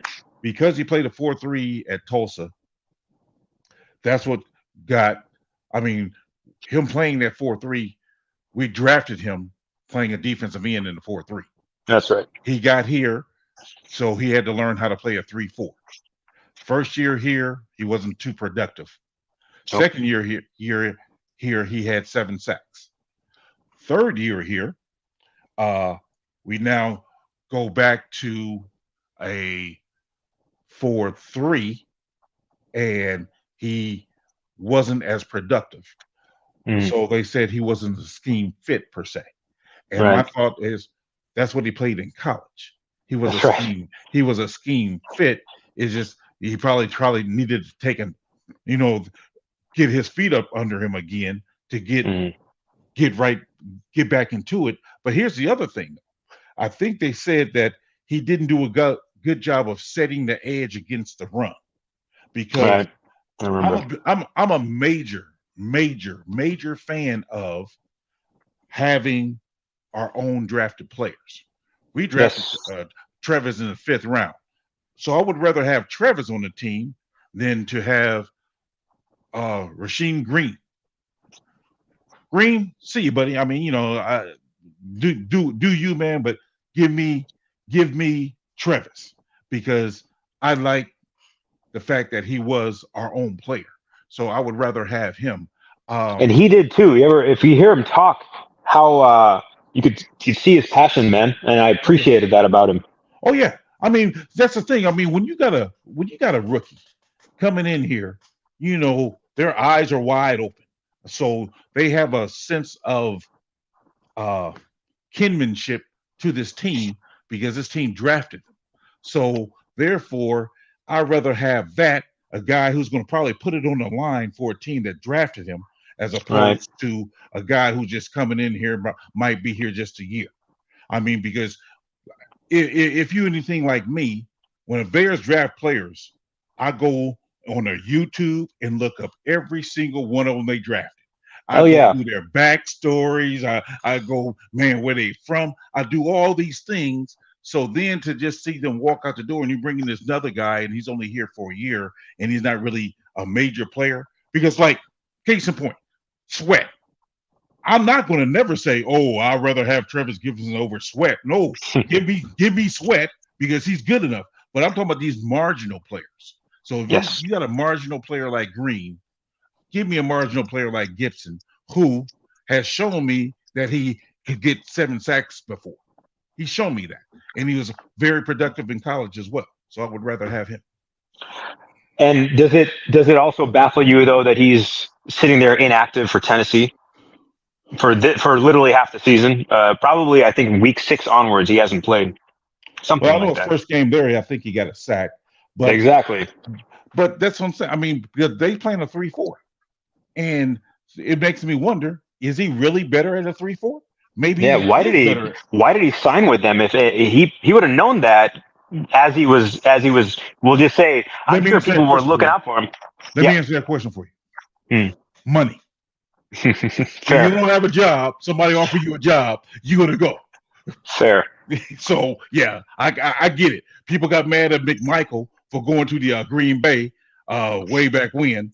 That's right. If nobody else is trying to call you, yeah, you going whatever to get that money. So I get it. I'd never get mad at a player from going to a team because I'm like, look, we're not paying them. Just like we're not going to get mad at McMahon for going to the Packers to spite Michael McCaskey.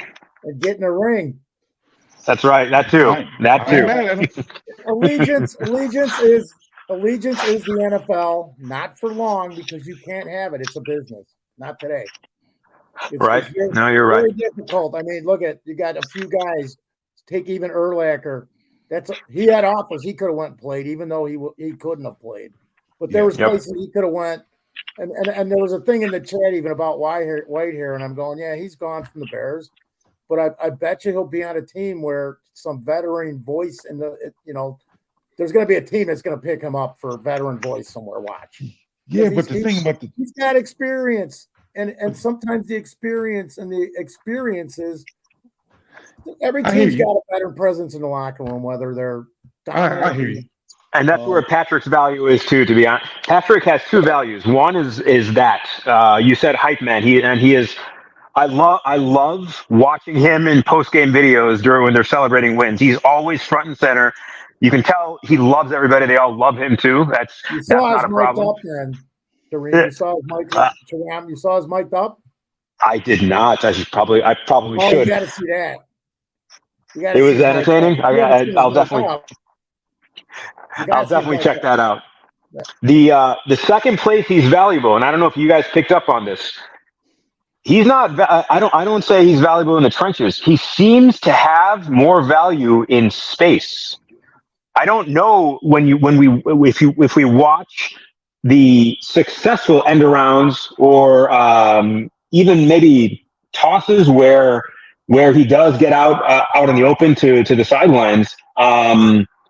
He takes up space and he finds a way to confuse defenders and cut off their tackling lanes, especially for running backs. If we look at in this last game, when we go back and look at the only two successful running plays, which were the two to Valus, unfortunately, around the edge, aside from Justin's end arounds, Lucas Patrick was the one disrupting 2 to 3 tacklers at a time just by shoving his body into space. And he seems to have good awareness in that one area. I could be maybe just looking for silver linings with him. Agreed. No, I think you're right. I think, again, we're lacking that center that anchors well. Mm-hmm. That's part of the problem with our center, because even when Patrick is in pass protection, he's getting beat and whiffed. I mean, I hate to see when we play against 3-4 teams and he has to line up, he has somebody right over him. He really gets destroyed. So that's part of the problem that we having. So that's what I'm saying. Even when I saw when Whitehair came in the game, he was getting pushed back this week. And I was like, man, our interior was just getting beat. And yes, sir. That's what I'm saying. I mean, so give me some linemen who can be able to hold that point of attack. And you got it in Jenkins, you got it in Wright, you got it in Davis sometimes. Braxton, he moves well in space, but yes, sir. Is he really moving somebody big? I don't know if he can move somebody big. It's do you think it's just he needs to take bench press very seriously? Do you think that'll help him? Like really seriously? Bench press as well as squats, as well as chain pulls. He needs to do a whole lot. It's all about the anchor. And sometimes you just don't have the girth for it. If you don't have the girth, because that's one thing about James Daniels. James Daniels got that big caboose back there. So if you remember, when we played against his rookie year, we played against Rams, he held Aaron Donald down. Aaron Donald did not get a sack that whole game. And that's what I'm saying. I mean, those are the things I look at. It's like, okay, if he can manage that, and we're good. But I'm telling you, I've seen it seem like Davis will make the false step and a guy shoot up the middle, right up the gut, or Right. uh, uh, Patrick, he'll make a false step and another one going right up the gut. And Whitehair, he just getting. I mean, I used to like Whitehair. I thought he was a good player once upon a time, but No, right he's now, declined, man. He's declined. quick. I mean, he fell off a cliff quick. Yes, sir. The other person we haven't talked about, and this is, I have a more radical proposition, and unfortunately, this will never see the light of day. This is just me and my brain. Larry Borum, to me, he is someone who is miscast and has been miscast since he was drafted. I know his background. Well, correct me if I'm wrong. I could be wrong about this. His background was as tackle, but everything about his technique and where his frame strength seems to be screams that he would be a great backup guard and not a swing tackle, and not because I don't see. That's what the only thing I see is he seems to have. If we're comparing what makes a special for me, what makes a special tackle versus what makes an effective guard, we'll say Larry Borum I've seen him struggle with any sort of lateral movement. When I say lateral movement, I don't mean sidestepping your way. I'm talking hinge. His hinge rotation seems to be just not fast enough. So simple, speedy edge rush moves will I've seen him not be able to keep up where Darnell can. Where I have seen him is when it's straight on, maybe not with stunts or anything, but straight on, he seems to at least engage and hold on for a second. And that's the only time I've seen him not really, really suffer. So my thought process was, if they actually spend an off season teaching him how to be a guard, that's where I was going with this. And instead of not spend a roster spot for him as a swing tackle. I would say is you'll mute Foster if you're talking. Okay. I would say that with Borum to me is not strong enough to play guard. He's again not. Yeah, he don't have that functional strength. Swifty's in the chat. We had a couple of questions for you, Swifty. I'll get to you in a second. But as far as what I put him in my scenario, he's my 9th offensive lineman. Meaning, I'm drafting, like I told you, that guard to compete with Braxton for left tackle. Left tackle. Whoever loses become the swing tackle, and then my other tackle being my 9th offensive lineman, that would be Borum. So he'll be okay, Swift. Now, you had a question regarding Swift is the guy to ask. You had a question regarding what was it? Man, help me out, chat. Shiram had a question that we couldn't answer regarding a player or a scouting report on someone. I forgot who it was. It wasn't Kramer, was it? No, something about PFF. It was something about PFF. Dieter, right? Dieter. It was about Dieter, I think. Wasn't it? Dieter Eisen. Okay.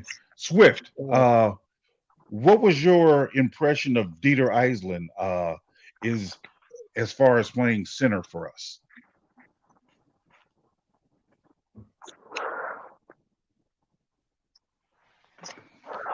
We'll wait on that and see if Swifty answers it. At least we'll remember the question when we see the answer. Right.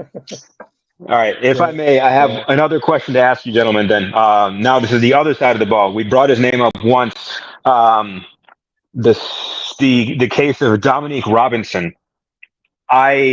Watching him and knowing his background, knowing where he came from, what do you think about this radical? Again, never happened, but I want to throw it to you because it seems to be interesting to me. Put him back on offense and let him follow Mercedes Lewis around as an apprentice for the next year and teach him how to be a blocking tight end rather than D-line. That is radical. That's where are we at now? very radical there. Swift did answer the question. He said he had some talent, but he was raw regarding Dieter. My answer to you that question is, I think the question though was PFF grading was his question because the chat said it like 5 times. PFF grading. PFF grading?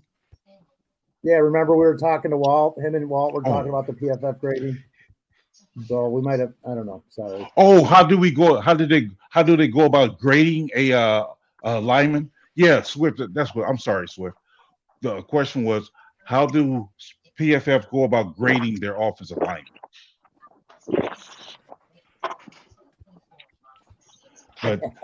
But Robinson, I would say, I wouldn't risk putting him as a tight end, seeing as though he never played it.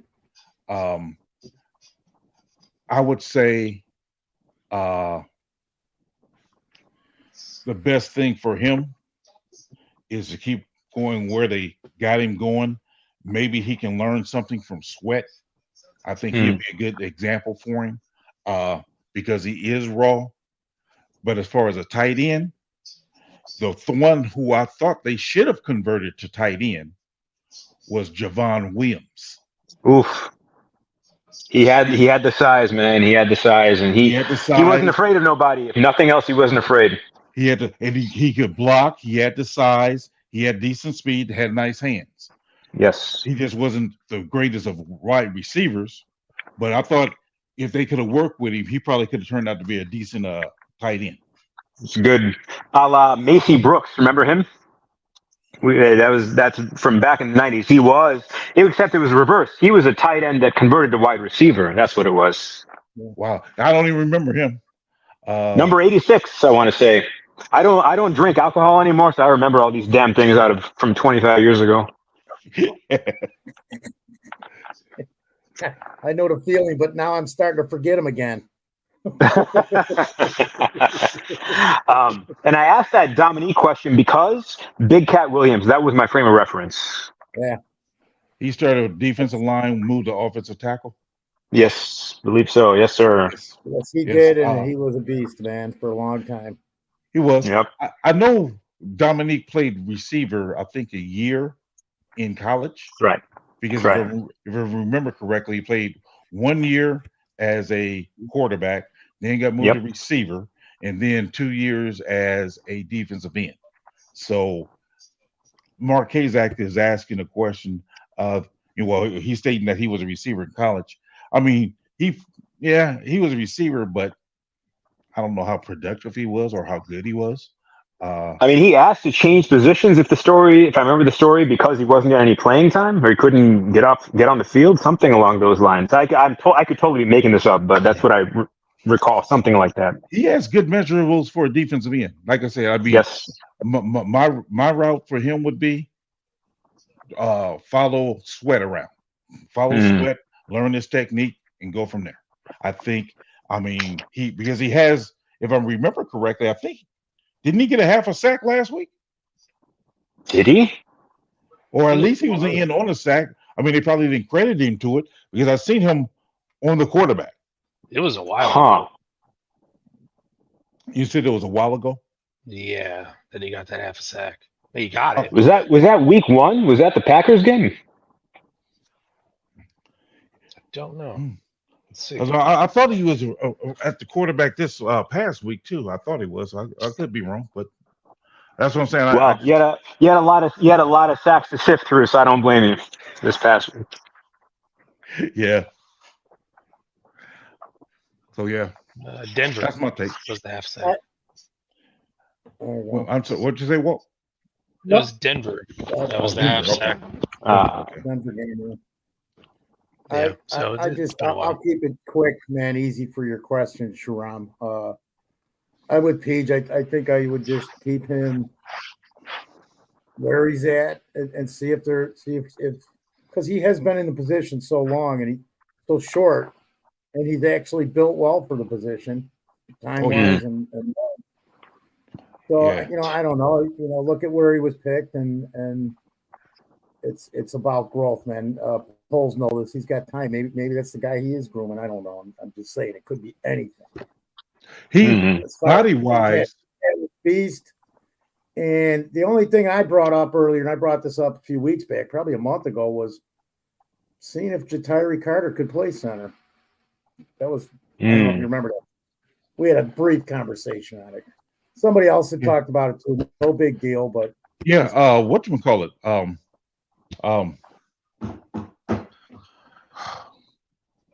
Greg Gabriel. He may mention that too.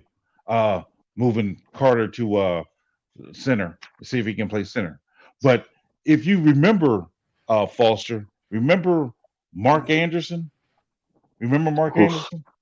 Yep, Mark Anderson. I sure do. Mark Anderson and Dominic Robinson seem like they have the similar body type. That's why I was thinking that they have that long, lean. I have to go back and look at his measurables because I don't know him offhand. Mark. Yeah, he seems like that I remember he got that 10 sacks at first his rookie year, and that's what put me in the mind of Dominic Robinson, that lean body type. I was hoping for that. I was hoping for Mark Anderson, Leonard Floyd, Dominic Robinson. That was when we drafted him and they were gushing about him at that point. I was sincerely hoping for that. And for me, Mark Anderson chills up my spine because how can we ever forget when he killed Matt Leinart to start that comeback, man? Yeah. That was beautiful. Yeah. Beautiful. I want Robinson to succeed, but at the same time, I know he's just a project player. I think he was out the gate. And if he becomes something great, if he doesn't, it's no real loss. Well, you're gonna stop killing my buzz tonight, man. I mean, I'm being realistic here, man. Man, you've been killing my buzz all night, man. I agree with that though too, because if he develops, he develops. If not, he's the placeholder, man. And there's a bunch of placeholders here that a lot of people are not going to like that are placeholders. Just because he's been inactive how many weeks in a row coming into the last couple like Dieter and everybody else you could since week 4 or 5, right? Something like that. Yeah. Since Sweat came. That's right. Yeah, so it's a possibility that maybe he could hang around next year, or he could be, cut. Call it as it is. And especially if you're going to go into the draft and pick up another edge, and is there really room for you here? I mean, I don't know. I mean, I'm just speculating. Like I said, I'm not Ryan Poles, so. But that's me. Walt, be nice. Man, he's shooting out. He like just shooting out my dream. Man. Were you gentlemen advocating, or would you have been in favor of going after Leonard Floyd this offseason instead of Ngakoue? He was my first choice. He was Page's first choice, and I said at first I'm going, no, I don't think he wants to come back to Chicago. And then I'm going, you know what? It's nothing what he knew. They'd be paying him some money. We'd have to get him. And I was like, yeah, maybe it would help this defense at that point in time. I mean, look what we had coming in. So, especially with the rookies on that line, anything to assist it. Yeah, if I'm not mistaken, I think I heard somewhere, I could be wrong, but I thought I heard they say he got like 12 sacks. Yeah, I think so. He's done well. I mean, he's in a good situation. He's in a very good situation where they use him exactly for his forte, and they don't ask him to be a complete defensive end, obviously. So he actually plays he guards the tight end pretty well too. Oh my God, he had pick sixes with us. I won't forget those either, man. Absolutely. So I'm a fan of his, and of course he's a Bears drafted player, so I'm definitely a fan. But he was my first choice. What about you, Walt? Did you would you at the beginning of the season, not now, let's say, or even now, would you have preferred Floyd over Ngakoue, picking one of the two to bring on board at the start of the season? At the start of the season, it didn't matter to me. Either one I was fine with because it's just a stopgap player. So that's all it is. Sorry, I'm not being a little bit of a blasé about it, but that's just how I see it. He's right though. They're stopgap placeholders until you find the next upgrade at that position. Unless, and PJ and I talked about this because we thought at one point or earlier that maybe Ngakoue could. Remember, PJ, we were talking, no, he's not doing good, and then we started looking at some tape going, well, he holds the edge better than we thought, especially against the run. Right. So I mean, it was a little deceiving. Do you remember the conversation at all? I bits and pieces. So, but again, to me, and I'm polls again. I'm always going to be looking to upgrade, and that's what every team does, unless that guy is the guy, or you got him for the right money, and he does more than exactly what he's called upon to do. Each individual case is different, but I'm always looking for an upgrade, man.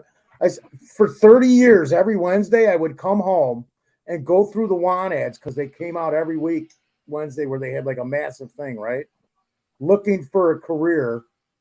And at that time, I'm building houses and doing roofs and electric and plumbing and concrete and everything else.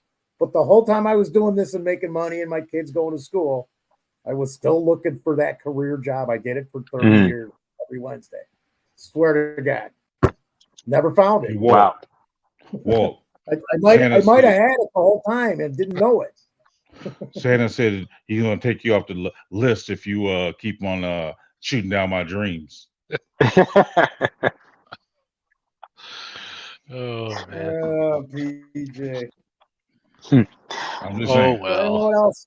I don't know what else, but I was thinking of this because Shiram, you asked us earlier a little bit about us, and when yes, please, I'm dying to know.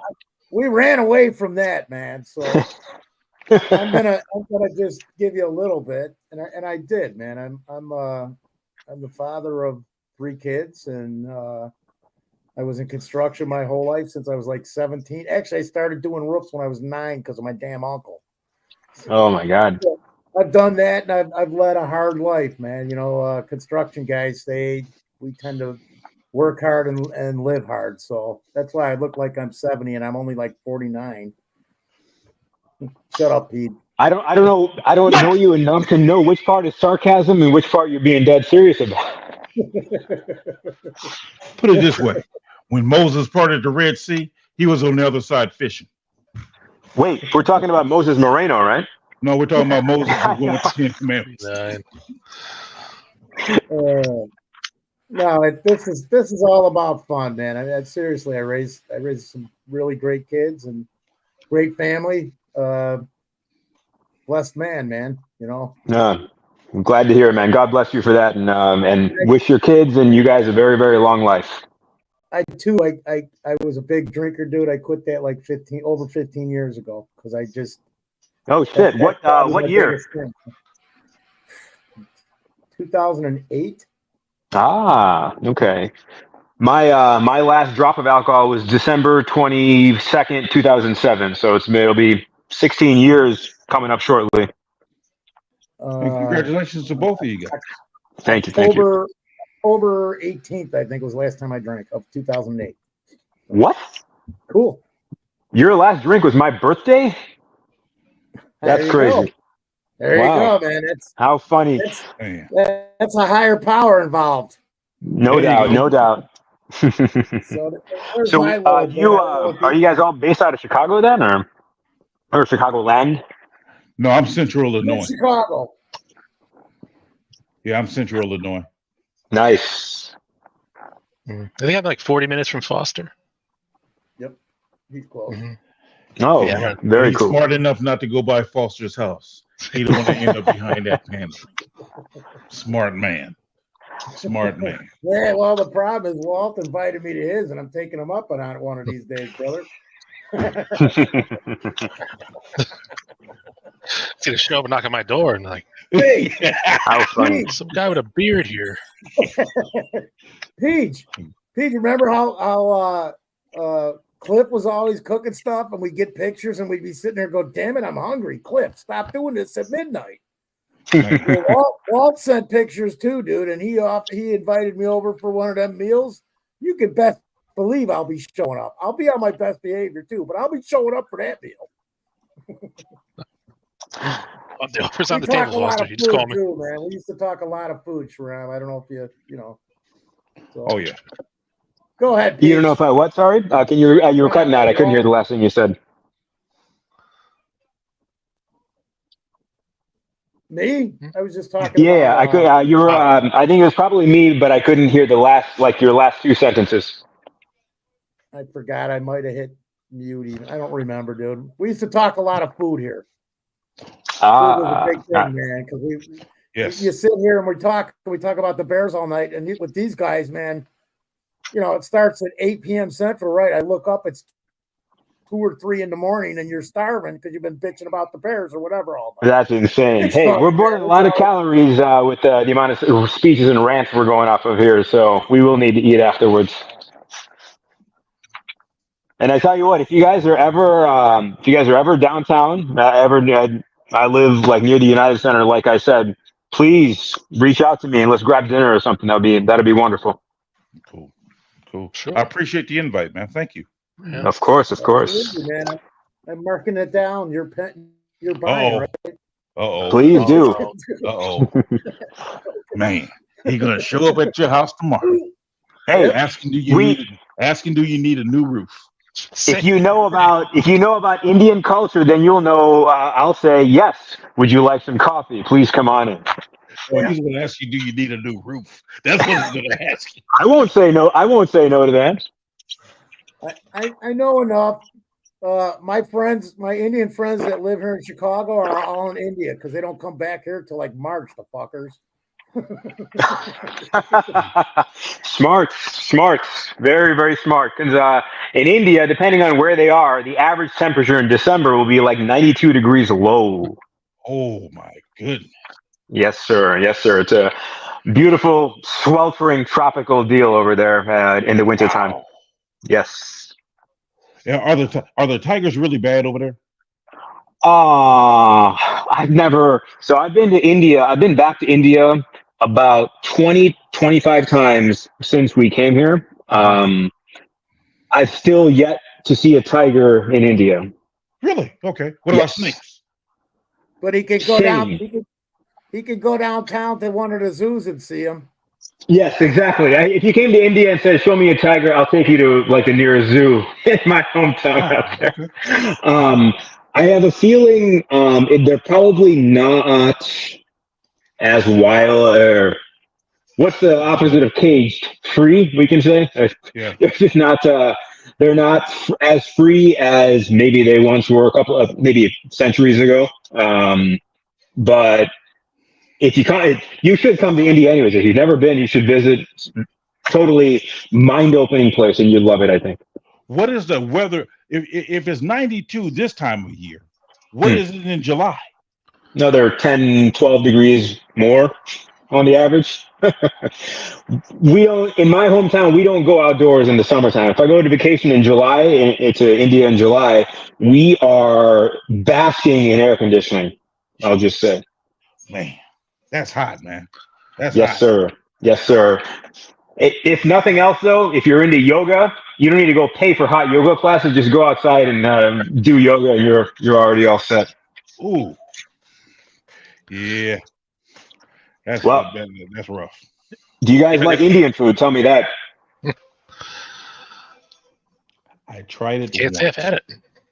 I've tried it once, and the chicken curry was okay. I liked it. It was a dish I had. It had like an egg in it. And it was pretty good, but then I don't like spicy food. I see. Gotcha. So I was like, no. So yes, but I tried it though. I actually, Doug Van Dorn, I went to Normal. I went to Normal and went to a restaurant over there. It was a Indian restaurant over there that I tried it at. Normal, huh? Wow, that's something I'd never expect to hear. An Indian restaurant in Normal, Illinois. I've been down there a few times, especially in high school. Yeah. For some reason, our speech, the college down there always hosted high school speech team tournaments, and I was on speech team in high school. It's always a fun thing to take a big bus ride down from the western suburbs down to Normal. Cool Oh yeah, place. it was nice, man. I mean, it was nice. Mm. Well, at least I'll make a mental note. Don't take you guys out for Indian food when you come to Chicago. Because when I asked that question, I saw a glazed, nonplussed reaction from all across the panel. Oh I no. can't do the spice. Back in the 80s Oh, and the you can. 90s, the dude that lived above me was a cab driver, and he was from India, so he'd bring me some stuff down. But when I was drinking some beers and eating, I had no problem with it. If I didn't care for it as much, I'd just mix it up a little bit, dude. But I the hear you. spice, Well, that's we what got yogurt's for, man. We go crazy with yogurt, and that dumbs down everything. we got a question from the chat though for you. Hmm. Paul from Ersky Films wants to know if you like food encased in Jello. You know, like pig's feet in Jello, fish heads in Jello, the Polish delicacies. Don't So, vomit on yourself, man. Don't vomit on yourself.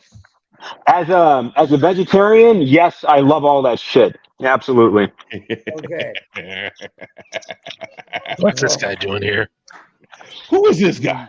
I meant to be up here. Yeah. We're having such a good time without Taking you. over. Don't worry, I'm not staying. Dude, What's up, hey, Shorty? Shiram, it's his show, dude. Yes, sir. I was literally keeping my eyes open and staying up just so I could actually finally meet you. So awesome, and it's an honor. And thanks again for letting me join you guys this evening. This has been really a great time. The honor is ours. Thank you for joining us. I wanted to make sure I hopped in. It sounded like you might be. I'm just kind of listening in the background. It sounded like you guys you might be wrapping it up here soon. But I wanted to come in and say hi to you and thank you for coming on the show. And I'm sorry that I missed it. But I'll be going back and rewatching so I can judge these guys, make sure they're doing everything correctly. And just kidding. But sorry that I did miss the first half of the show. But it's nice to meet you, Shiram. Likewise. Thank you. And if you guys ever decide you'd like to continue this with me, conversation in the future, I'm so there. Absolutely. Well, next time I'll be on the show with you. Please, that'd be great. Don't accept the invite, then, dude. Don't accept the invite. Well, for me not to accept, you'll have to block me on Twitter, man. Well, make sure you invite your friends to come watch our show, man. Yes, for sure. Absolutely, man. I got my buddies. My Coach B is here with his wife and his kids. Nice. And Foster mentioned you guys in chat kind of mentioned bringing him on because he did want to hop on here. He's a ride. He's 9 years old. He's a lot of fun. He's a smart little kid. So they're out taking him out on a golf cart ride around the community right now to show him the lights. But when he comes back, I'll have him come on and you guys can interrogate him for a second. Nice. Do all that now. So, Shorty, you're in the East Coast, is that right? Yeah, I live in Atlanta now, but we inherited my mother-in-law's Florida house, so it's in a 55 and older community, you know. Ah, nice. But they let us keep it because Shorty switched right in, Shorty. Right in. So yeah, we come down here for the winter, and our friends and family come down and visit us, and yeah, so we just got down here this week, just like 2 days ago, and our friends are in town for the holidays. So yeah, that's awesome. So the community around here, everyone decorates their houses and they drive around a golf cart. They have like a golf cart parade with all their Christmas lights and stuff. So yeah. They're out taking the kids out. I'm sure they're enjoying it right now. Yep, you're muted. Foster's always muted. Huge. No, We should be out there golf cart. We Shiram should is be out muted. there in the golf carts, man. What? Yeah. I'm tooching myself, dude. You're still muted, Shiram. Check your mute button down there. There you go. There you go. Up. There you go. Oh, sorry. I know what happened when these lovely, awful battery life ear pod things go out. It just automatically mutes me over here. Yeah. Oh yeah. So what I was, I think I'd asked you something. Oh my God, it'll come back to me. I'm getting old, man. Whatever I asked you before I got muted. What did you guys talk about tonight? Just to recap it, what did I miss? Fun stuff. Shut up. Go back and watch the freaking show, dude. Okay, got well, 2 I hours. just nothing I can add to. Shiram was asking us the questions. How about that? Yeah. Nice. I did catch that. He was Turn the as soon as I freaking hopped on, I computer, heard him bastard. setting you guys up. Yeah. No, Shiram, Leo Factor brought this up, and I've been kind of holding off bringing this into our discussion here. But he says, my gut feeling is Poles takes Caleb Williams at number 1. And I know this topic of discussion is going to light some fires under people, but I want to hear your opinion on it. Well, my opinion is that I really respect Leo Factor for having an opinion and voicing it. And I will lovingly disagree with the gut feeling, or I'll lovingly hope that his gut feeling turns out to be not the case. Mainly because, and let's be frank. I'm also going to preface this by saying I really feel horribly for what Caleb Williams is going to experience wherever he goes this coming season. I really hope and pray that he doesn't get the treatment that Bryce Young has received, because that poor guy he's been getting slaughtered, and he's deserved none of it. And that being said, we, in my opinion, have, even now, while he is still developing and he still has his flaws to work out, the best quarterback we've had since Cutler, and before him, since Eric Kramer. And my frame of reference goes back from watching every single game since that 44-0 shutout in 1985. So I've seen McMahon, Tom Zach, Flutie, Harbaugh, Peter Tom Willis, Steve Stenstrom, names that are even worse that we're not going to mention here. I've seen the game managers in Kyle Orton. I've seen Shane Matthews run Steve Spurrier's a form of Steve Spurrier's offense here. I've seen every single type of quarterback that we could ever possibly have across the gamut in Chicago. I remember being so optimistic because I found out Henry Burris was going to get his first start. And we remember how that turned out. What I see is a person who some might qualify as never had it. He's not it. Some might qualify as the Bears have ruined him. I qualify him as being raised up by this team in an inefficient and misguided way. And whatever his flaws are, I'm not smart enough to say whether or not those are innate or whether they can be taught and coached and slowly evolved and changed. I believe it's probably somewhere in the middle. Some probably are. Some might be a career-long challenge, maybe. But I ride with him until he's not here. Let's say it that way. If the he's not here ends up being the next 10 years or 10 years from now, awesome. If it ends up being that he moves on, we move on from him.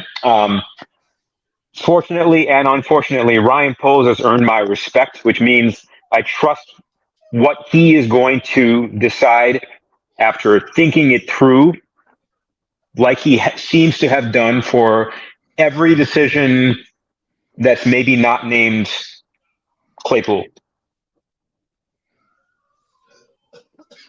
Well said. It's a good answer. You know, I want. Can I piggyback on that by saying, because I was, as you were get the hell talking, out of here. I was thinking to myself, in polls we trust, in polls I trust, in polls we trust here on the channel, and whatever route he decides to go, I would believe in whatever route that was. And to piggyback off that, I kind of posed this question on the ballroom the other night in chat. Nobody could really give me an answer.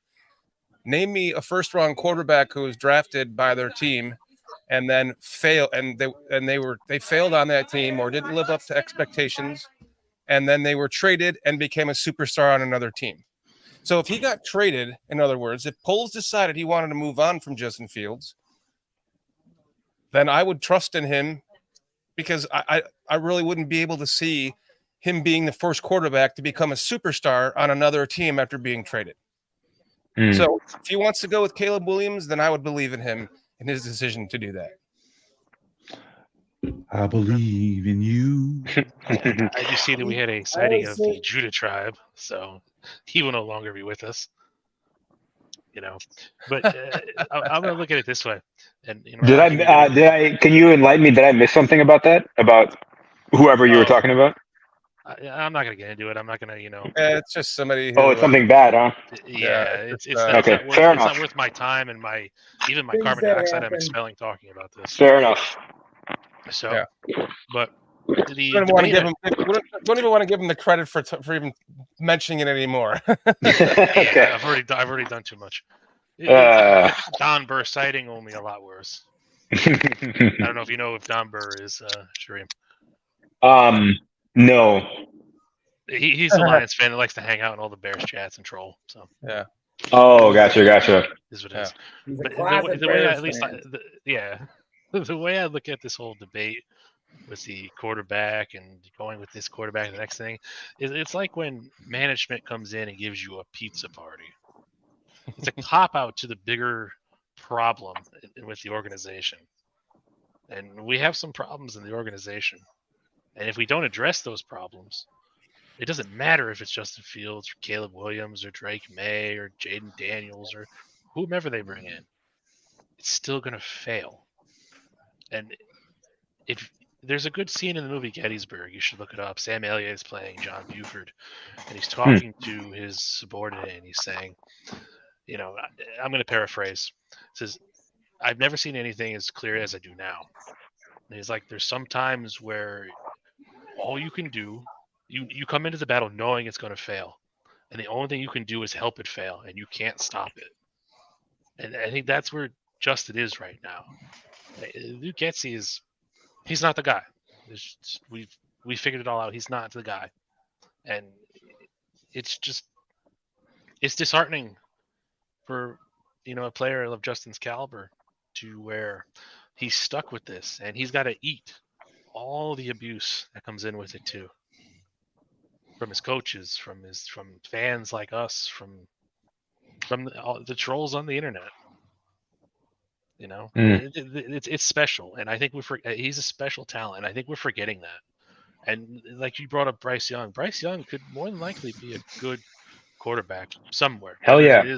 Whether if it's on the Panthers or another team in a couple years, he's got talent. It's just he wasn't in the right situation. Mm-hmm. And that's what we're talking about, situations. Mark Kazak, you're asking the coaching staff that it's on the offensive side of the ball, man. Luke Getsy. Janoko and him seem to have a good repertoire between them, at least from their mannerisms and how they're acting on the sideline. I've never seen them really talk outside in like a press conference, so I can't give you an opinion on that. But how they handle themselves and their body languages, there seems to be a good relationship between the two.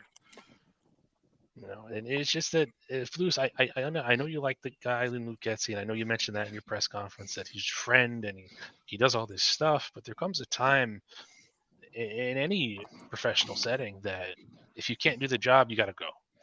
And I think we're at that point. And I think that was the topic of this whole show is what to do. And it starts at the top, and we can work down from there. So, I mean, I'm going to ride Fields until he's gone. So, you're not going to change me on that. I mean, Caleb Williams, don't get me wrong, is a good prospect, and I think he can do good somewhere. But you already have a Caleb Williams and Justin Fields. And he's not that much older. It's only a couple years old. You know, it's not like Justin Fields is 29, 30 years old, nearing the twilight of his career, and you're looking to move on. He's 24. Now, last time I checked, that's pretty young. Yep. That's very, very well said. Here is what's been eating at me for probably 3 years now, and this could sound like just a really low resolution statement, but I want to ask the question and see what you guys think based on just your own observations of 2021 through now, let's say. Before you ask the question, please, I'm going to step out. I'm going to bring Mark Kazak in. I was going to say I saw Mark down there, so why don't we bring him in? Do you guys mind if I take 2 minutes and run to the washroom and come back? I've been drinking too much goddamn water since we've been here. Yeah, go right ahead. Go ahead. Thank you. Change this here. What's up, Mark? What's up, Mark? Hey, How you doing, man? Thanks for waiting in the background. Man. Appreciate you. thanks for bringing me in. Thank you for waiting, dude. Yeah, I'm really kind of with Walt, where I just think that the Bears have ruined Justin Fields.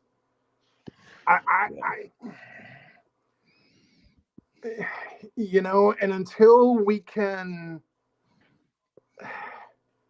build up the rest of this team,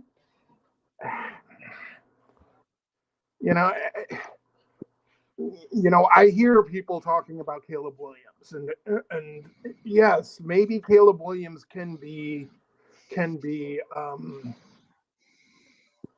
successful in the NFL, but with this coaching staff on this team, no, I don't believe that.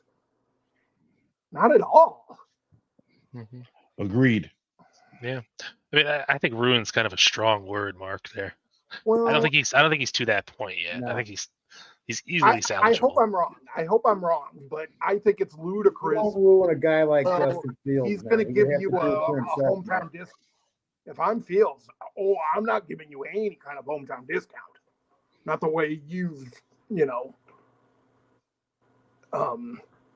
challenged me. I mean, come on. I mean, he hasn't had a receiver until this year.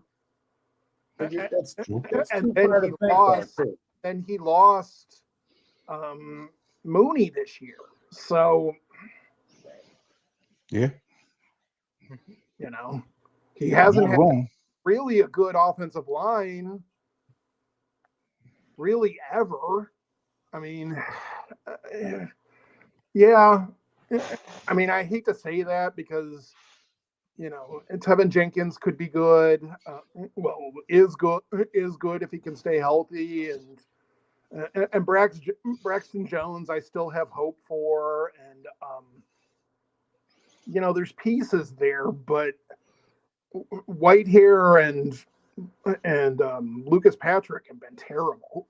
I'm sorry, especially this year. So I don't know. I just my 2 cents worth. That's fine. Nothing wrong with that opinion. I mean, I'm still not in or out on Flus personally. I think he's okay. He's definitely turned the defense around, so that's a plus. But even pray tell on the offensive side in general, not just Justin Fields, but the running backs have been ineffective this year. Exactly. Compared to last year. And that falls on Luke Getsy too. So that's why I'm saying you can look at just the quarterback, but you can look at and not only that, but like the running backs have forgotten how to block since they lost their running back coach. It's just oh my gosh. I mean, and I hear you don't want Justin to have to learn a new playbook. Well, look at Tua. I mean, Tua was a bust in Miami until they hired McDaniels, and they traded for Tyreek Hill. Yeah, because you had Jalen Waddle, who could, in a sense, be your DJ Moore, so to speak. Let's say in this experiment. But sometimes you need that other guy. They were mentioning him as a bust. Well, correct me if I'm wrong. I remember before Tom Brady went to Tampa Bay, there was some talks of him going to Miami, right? And they were going to trade Tua. Yeah. So, I think we have to get rid of Getsy. I think it's absolutely paramount. And it's not fair because then Fields has to learn a new playbook. But this is your job too. Learning a new playbook is second nature at this point. Yeah. Well, and see, I even have a solution for that. What about Ryan Day? Could be. There was talks that he might be gearing up for a run in the NFL, but I would assume more so in a head coaching position. Well, yeah, but then start him out as an offensive coordinator. It's hard to do when somebody's going to hire him as a head coach for more money. Well, yeah. I mean, you got to be realistic here, Mark, with some of this. I get everything you're saying. And the greatest thing you brought up was Miami, because that's who we need to model ourselves after of anybody. Not Kansas City, not even San Francisco, not Philadelphia, Miami. Well, look at what they're doing down there, and Foster, then you take that offense and combine it with our defense. Just saying. Foster, who would you bring in as offensive coordinator? I don't know, because I haven't really looked. I mean, there's names. A bunch of the names, like one guy everybody had talked about, I started looking at was Ben Johnson, and then the statement came out today that he's looking for $15 million a year as a head coach. So that means he's nobody's offensive coordinator, or he's going to stay in Detroit. So it's really when do you start the search? Have they already been searching? That's the question, because it's all on polls, man. And I got a thing, that I say PGT. Polls got this. I know. Polls got this shit. Well, and not only that, but I think Warren's got this too. I don't think Warren's there. I don't think Warren's in on this yet, like everybody thinks, because he came after Poles and they gave Poles the contract. The McCaskies are going to hold. They're going to sit to that contract. Well, unless things go completely sour, and they've been so sour for so long that there's not much any other way for this team to go but up. And if they win 7 or 8 games, how many times have we said this, Walt? That's a progressive season from 3 games a year ago. We were going into the season. What I said was the benchmark should be shooting for 6 games. That's doubling your win total. Right. If you hit that, you're okay. Right. Yeah.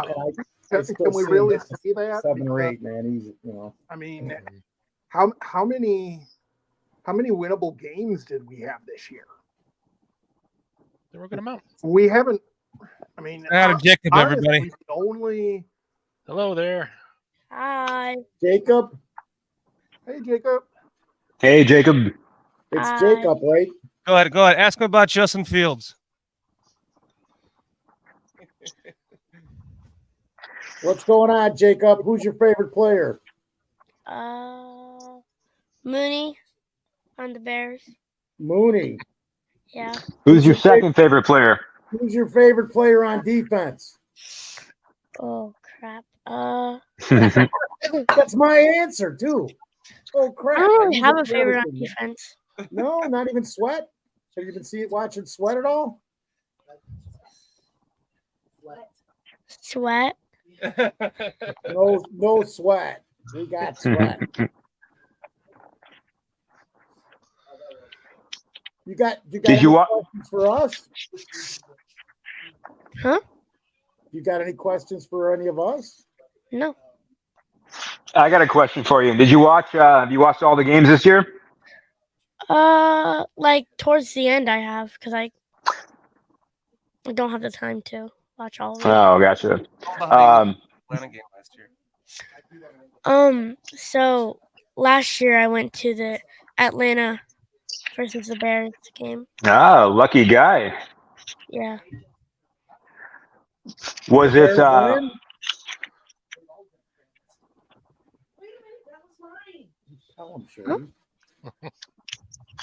Sorry, Foster, I interrupted you. What did you say?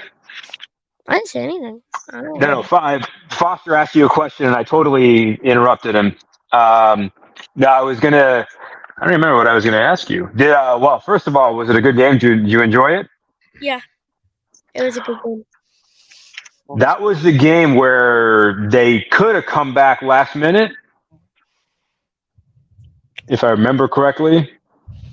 Yeah, And they lost by a point because they were down by 7. They got Bears got holding, scored a touchdown, scored the extra point, and won. that's What's been the best game you've seen so far? What was your favorite game that you watched this year? Probably, well, the probably the one that they just played, the Cleveland Browns, because there was a lot happening inside that game, but the saddest part was Darnell Mooney. He bobbled it and kicked it. So Yes. But aside from that, you're right. It was a great football game. Two teams that were they played an equally good football game together, is all I can say. Pretty sure they were down by 3. They could have scored the touchdown and won. Yes, absolutely. But as I always say, if it was supposed to happen, it would have. They were meant to lose so they could learn something from it and not let it happen next time. What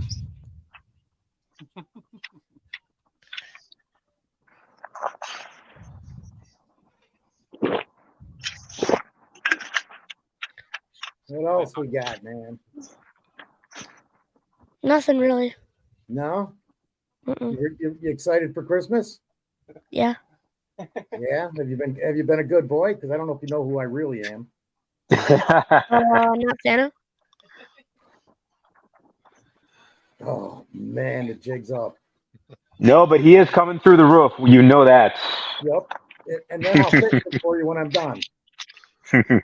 Well, there's no chimney, so good luck getting it. That's why I'm coming through the roof, man. So you can't bring me gifts, man. I got a gas fireplace. I'm in trouble. I have no the old reducer. Question. Number. So do you guys have any more questions? Or?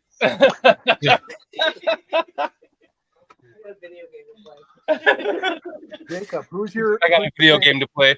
Man, this kid is good because he stomped me right there. Isn't it? So what time do you normally go to bed? Isn't it like midnight where you guys are? And I'm not saying please leave. I'm totally curious. My parents would have never let me stay up this late. That's why I'm asking. Yeah, no way. Well, first is it's vacation, so nobody really cares. Say, he's got to have vacation coming up. Oh yeah, that's true. I forgot about vacation, man. Christmas break. You guys are on Christmas vacation already? Christmas break from school already? Mm-hmm. Yeah. We don't come back till January 4th. Wow. We're still going to school here. Huh? They're still going to school in Chicago. Really? I saw the kids this morning. They were getting home early today. Yeah, because they don't get today. Mm-hmm. They get break this Friday. Okay. We got it last Friday. Got you. Yeah, I forgot. There's always a difference between the schools. Tell everybody Merry Christmas and say bear down. Merry Christmas, everybody. Merry Christmas to you too, buddy. Nice meeting you. Bears out. We should keep that. Bears out is pretty good. We could have used it Sunday right after the game. What's up with the Bears? Bears out. Good job, kid. Awesome. Also, awesome. Mark, nice meeting you, brother. Yeah, nice meeting you too. That kid So I am curious. How did you guys all link up in the first place? How do you know each other?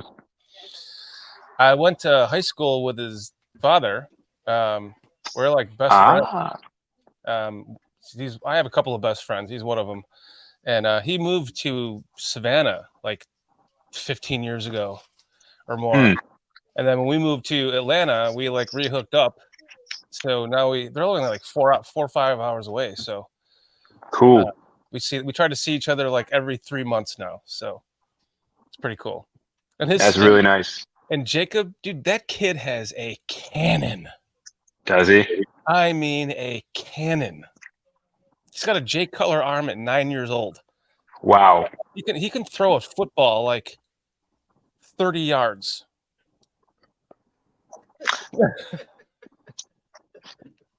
That's really impressive. We wish we could have tossed it 30 yards when we were his age, man. No kidding.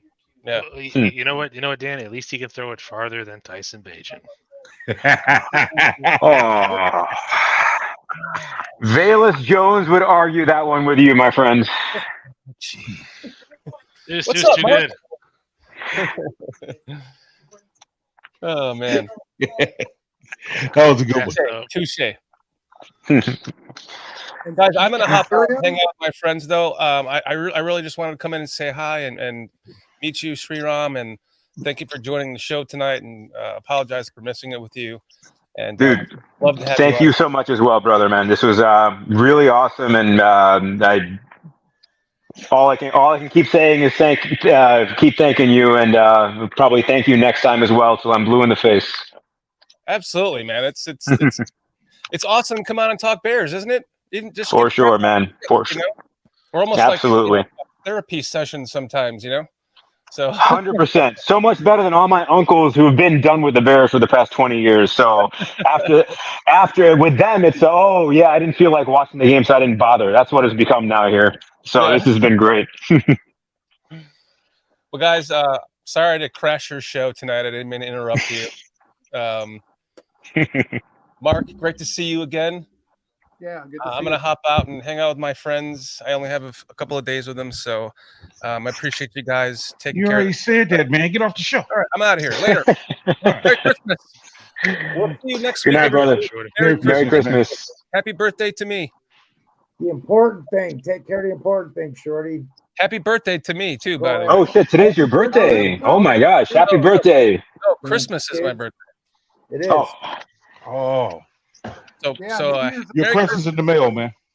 Your present's in the damn mail. Kids, Peach. Thanks, man. I said these damn kids. We'll see you guys later. See you later, Shorty. Stay safe, man. Take care, Shorty. Thank you. Enjoy tonight. You too, guys. Yeah, that guy's good. It's very, very sweet of him and very sweet of you guys to be so welcoming. It's really nice of you to have me on. It's been a good conversation. Welcome, sir. It's been awesome. Because I'm always trying to get Cliff and Doug Van Dorn to come on. Your voice was clipping, man. What would you say? I'm just trying to get Cliff, Victoria, and Doug Van Dorn to come on. So. Nice. I don't know if Cliff's ever going to come They're on. always He's been marked. rebuilding that office for like ever. Yeah, Cliff's been building that thing forever, man. He's going to buy a new house and start another one. Oh, beautiful. I'm making that up, but it wouldn't surprise me. Any excuse to not come on the show, and he used to be on the show every week. Yeah, and I hate to cut this short, but my battery's about run out, so I'm gonna be taking off too. So everybody have a great night, okay? You too, man. Good night, Mark. Nice meeting you, brother. Stay safe. Wow. So Walt and PJ, this was I know there was a question I've been hanging on to, and this has to do with my potentially very low resolution and simple-minded thought here when it comes to our last two offensive philosophies and, more importantly, our play callers. What do you say, or what do you think about the following? That Matt Nagy's death knell and Getsy's death knell I'm not even were. going to get into that. I have zero thought. Oh my gosh. Well, Thank you I'll tell all. you what. That's real, man. That's real, to quote an old friend of ours. But what do you think when I say both of their problems was that they defaulted into making both potentially Mitch and Justin be square pegs to go into round holes? Round holes meaning a scheme that worked perfectly for Mahomes and a scheme that probably Aaron Rodgers probably designed himself and called his own plays. What do you think? Do you have any agreement that part of their problem is that we see them calling a lot of stuff that is eerily similar, and their problem is that they are not dynamic enough to where they can confidently say, I'm going to do it differently because these are not the same players. This is not Mahomes. This is not Aaron Rodgers. These are different skill sets, different physical attributes. I need to go back to the drawing board more than I have, aside from my base vision. I think they're not creative enough to devise an offense for the talents that they both had. Like with Mitch was a good runner, but they didn't really utilize that. Justin's a fantastic runner. However, Justin's more than just a fantastic runner. He's a good pocket passer as well. I just think it all ultimately goes back to lack of detail. I keep harping on that, but that's where I really see it's at. It's like they're not emphasizing the details of the play. That's again why I love San Francisco's way of running the same offense. They do a good job of running the ball. They set up a play for a next play, for another play. They then do a little bit of alteration to a play. They scheme guys open. We don't even scheme guys open. It's like we're just lack of attention to detail. I think that's really what it is. So moving forward, I would say if we were to get a new offensive coordinator, I want someone that actually runs this system, but run it the way Shanahan runs it.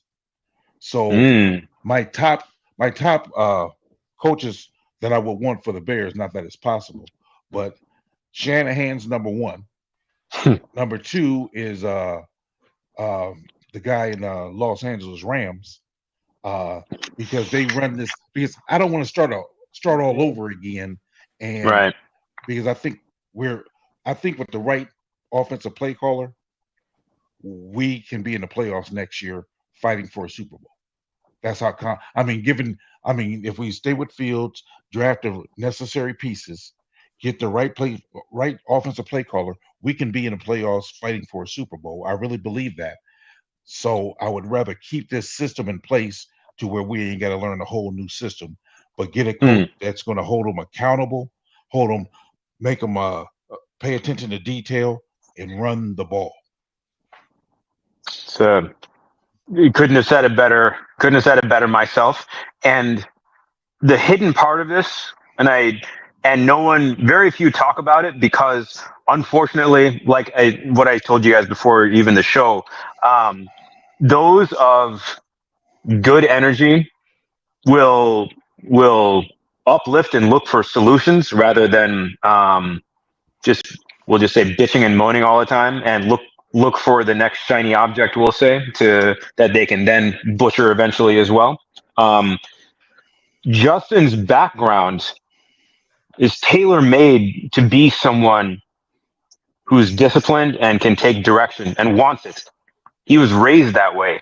He was raised with a work ethic that people would dream of. I'll say this. One of my biggest regrets in life was not enlisting in the military, because what I would have learned about self-discipline, emotional self-control, teamwork, which is the most valuable, some of the most valuable parts of serving, and then sacrificing for your brothers, and then leadership to top it all off. You get to learn that shit at 18 years old. What a gift. And he was raised with that ethic. His comes from a good family, good people, good, which is no surprise when you see his character. No surprise. He is tailor-made to want to get better. He is an improvement-based person. So it's borderline tragic that hasn't been, what will you say, worked with. Maybe because they think they can't, or maybe they have preconceived notions that he is what he is. And with my past experience with quarterbacks, their traits are their traits, and they might deviate and maybe go up 1 or 2 levels, but they are what they are by 22 or something like that. I don't know if I buy that, but I suspect that's part of what's happening, and that's without me knowing anything, being completely ignorant to what they're actually thinking in the quarterback room. But that's what bothers me about rigid, structured play callers. And you are absolutely right with what you said. I was looking at Greg Roman, but would that be reinventing the wheel a third time for Justin, or for even if we draft somebody, would that make sense? Because the other offensive personnel, are they the right fit for the next coordinator? That's the other big thing here. Right. Good question. I got some stuff because I can't remember the questions. It's so long ago. Seriously. One of the things was at some point, and this will all even kind of tie in if I get it right. As far as Justin, because they said they had a feeling that Poles is going to draft Caleb Williams. I don't see him doing that. He knows what he already has. He knows this is definitely a work in progress, and you can definitely make this guy. You're right. You take somebody, even if they have the concept of this offense and they can run it, you take that and you twist that around to completely to field strengths, because the guy's dynamic, period, man. You make him the focal point of this offense. And I'm not saying to run, because we talked about this. I don't want to see the guy doing all these damn runs, man, these design runs. Let them, like the great quarterbacks, they make those yards and they get those timely runs off of broken down plays. The stuff that we go through a lot, and that's why we see a lot of this. That's part of the reason, man. I'm not saying it's all every play's broken down, but that's why we've seen a lot of Fields doing what he's doing, man. All those running yards last year, come on. So definitely he's the guy. You got to take the haul too, because you're just going to set yourself backwards, especially since you know that you need other pieces. Right. Replacing Caleb Williams is not going to solve this problem. I mean, replacing Fields with Caleb Williams is not going to resolve this problem. Exactly. The money aspect that everybody keeps talking about, if you break that down and to say each guy's give them their first 7 years of contract, Williams and Fields is going to be maybe a $12 to $21 million difference over time because of positional pick, first pick as opposed to being the 11th. And then the money has so much greatly increased since Fields came into the league. It really has. You're going to see that there's going to be a jump in the salary cap because of that COVID shit still. They haven't even come back to that. So there's so many things, but you got to keep Fields and you take the haul and you turn it over again, even if you got to do that the following year. You take Fields and Bagent for 2 more years. It's going to cost you $30 million.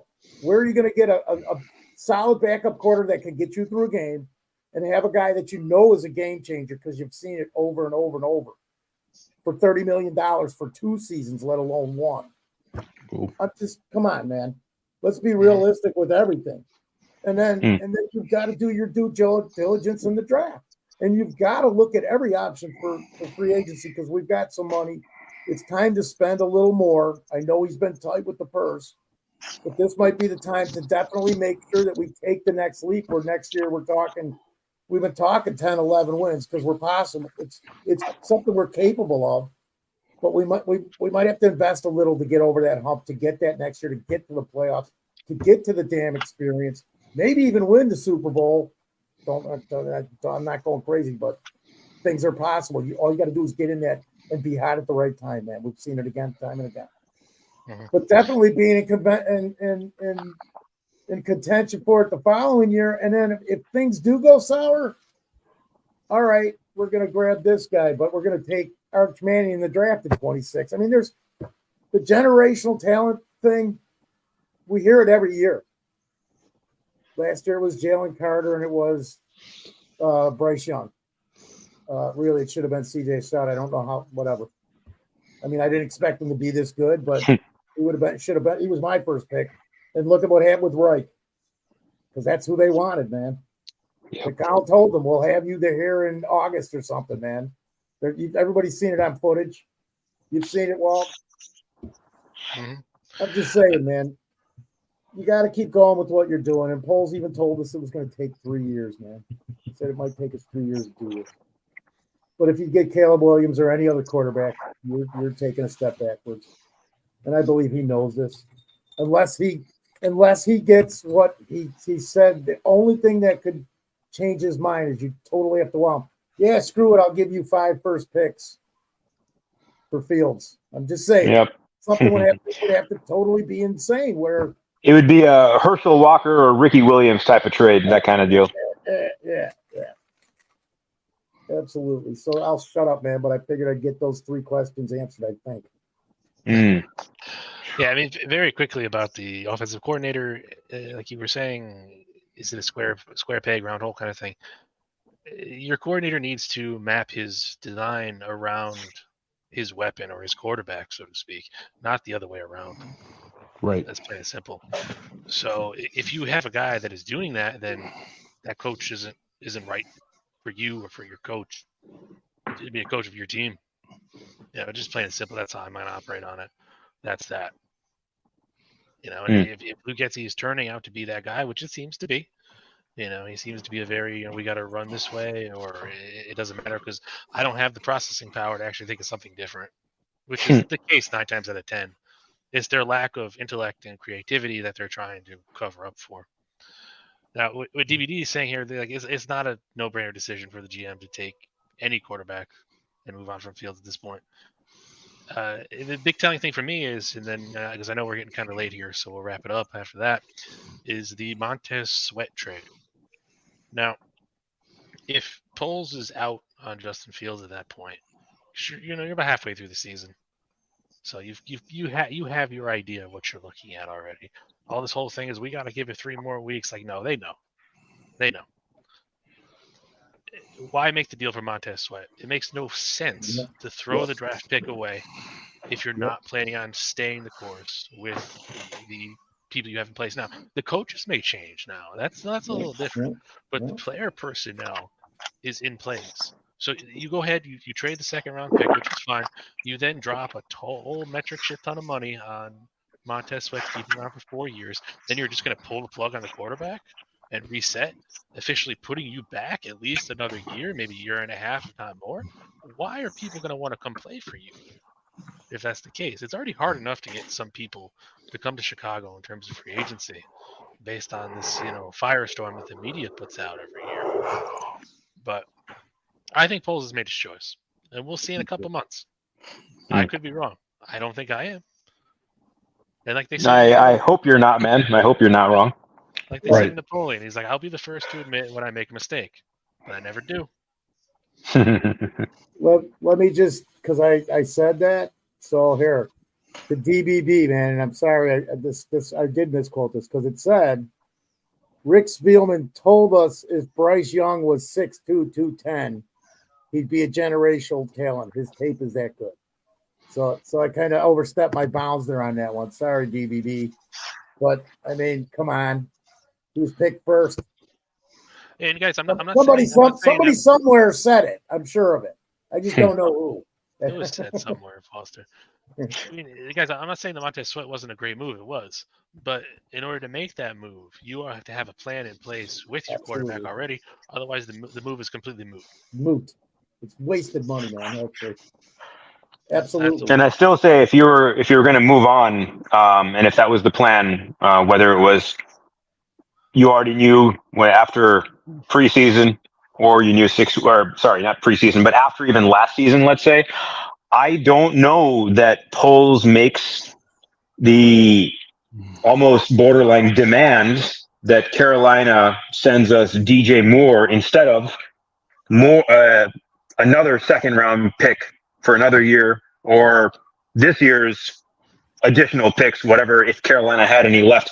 I don't know that he literally demands DJ Moore, otherwise no deal. I don't know that happens. That's not that was never lost on me, and that was never insignificant to me that he specifically said DJ Moore, because he could have drafted receivers late round if he just wanted to get more talent that could be developed. That was how I always saw it. DJ Mordo is like a top 12 receiver. I don't care what anybody says. I actually had him rated at 7 at one point, and people just don't want to admit it. One guy gave me a list of 32 wide receivers that he said were better than DJ Moore. So Poles knew exactly what he was doing there, because I believe he had his choice of a couple guys. Did you give that guy a drug test in response, or? I don't know, but no, I let it go. I wasn't going to waste my time. It's on my timeline, man. I got it. Fair enough. So we are getting a little ahead of ourselves here, and I know it's kind of late for some people, so we're going to have to call it a day, so to speak. But I want to let you guys know, if you do turn in for the Sunday shows, there will be no Sunday show this week, Christmas Eve here, and all that fun stuff. So enjoy it with your families, whatever holiday you celebrate. So at least me, I want you guys to have fun, enjoy the vacation, enjoy time with the people you care for the most, because that's what this time is all about. Yes, I agree. Enjoy time with family, friends, loved ones. And we all sound like however you celebrate them. Oh, go ahead, Pete. I'm sorry. No, I was just gonna say, we all, at least from the energy and vibe I get from all of you guys and everybody in the chat, you just sound like gracious and grateful people. So it doesn't even need to be said that this is probably the best time of the year for all of us, because we get to be with those who we might spend the year not spending time with, taking for granted without even realizing it. So this is a very, very sacred time, and I'm glad, Walt, very happy to hear that this is how you conclude our night, with those kind of wishes and sentiments. So that's really appreciated. Yes. No. Appreciate you coming on, man. Likewise, and I really had a great time, man. Cool. Let's say, before we count down, you want to get to the chat, PJ? Yes, I want to say thank you for Doug Van Dorn, Foster Covers, Cliff Victoria, CB Sickles, Leo Factor, Mr. Mayhem, DBB, Mark Kazak. Sorry, Mark, that we had you in the back so long, man, but appreciate you being on the show. Who else we got in here? Well, I know we had a whole lot of people in the chat tonight, so thanks all of you guys. Plank was in, Leo Factor, Laz, Doug Van Dorn. Plank.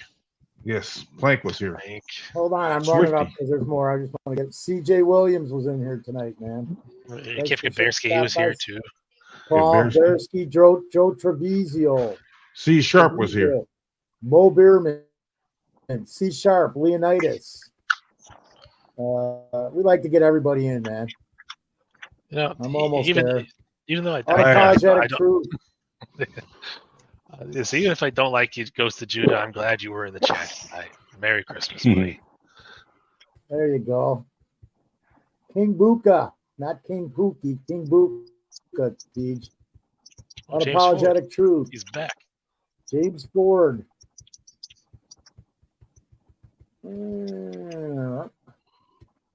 Joe Treviso, Mo Bierman, Cliff. Cliff's been here forever. Leo Factor, Mark, Doug.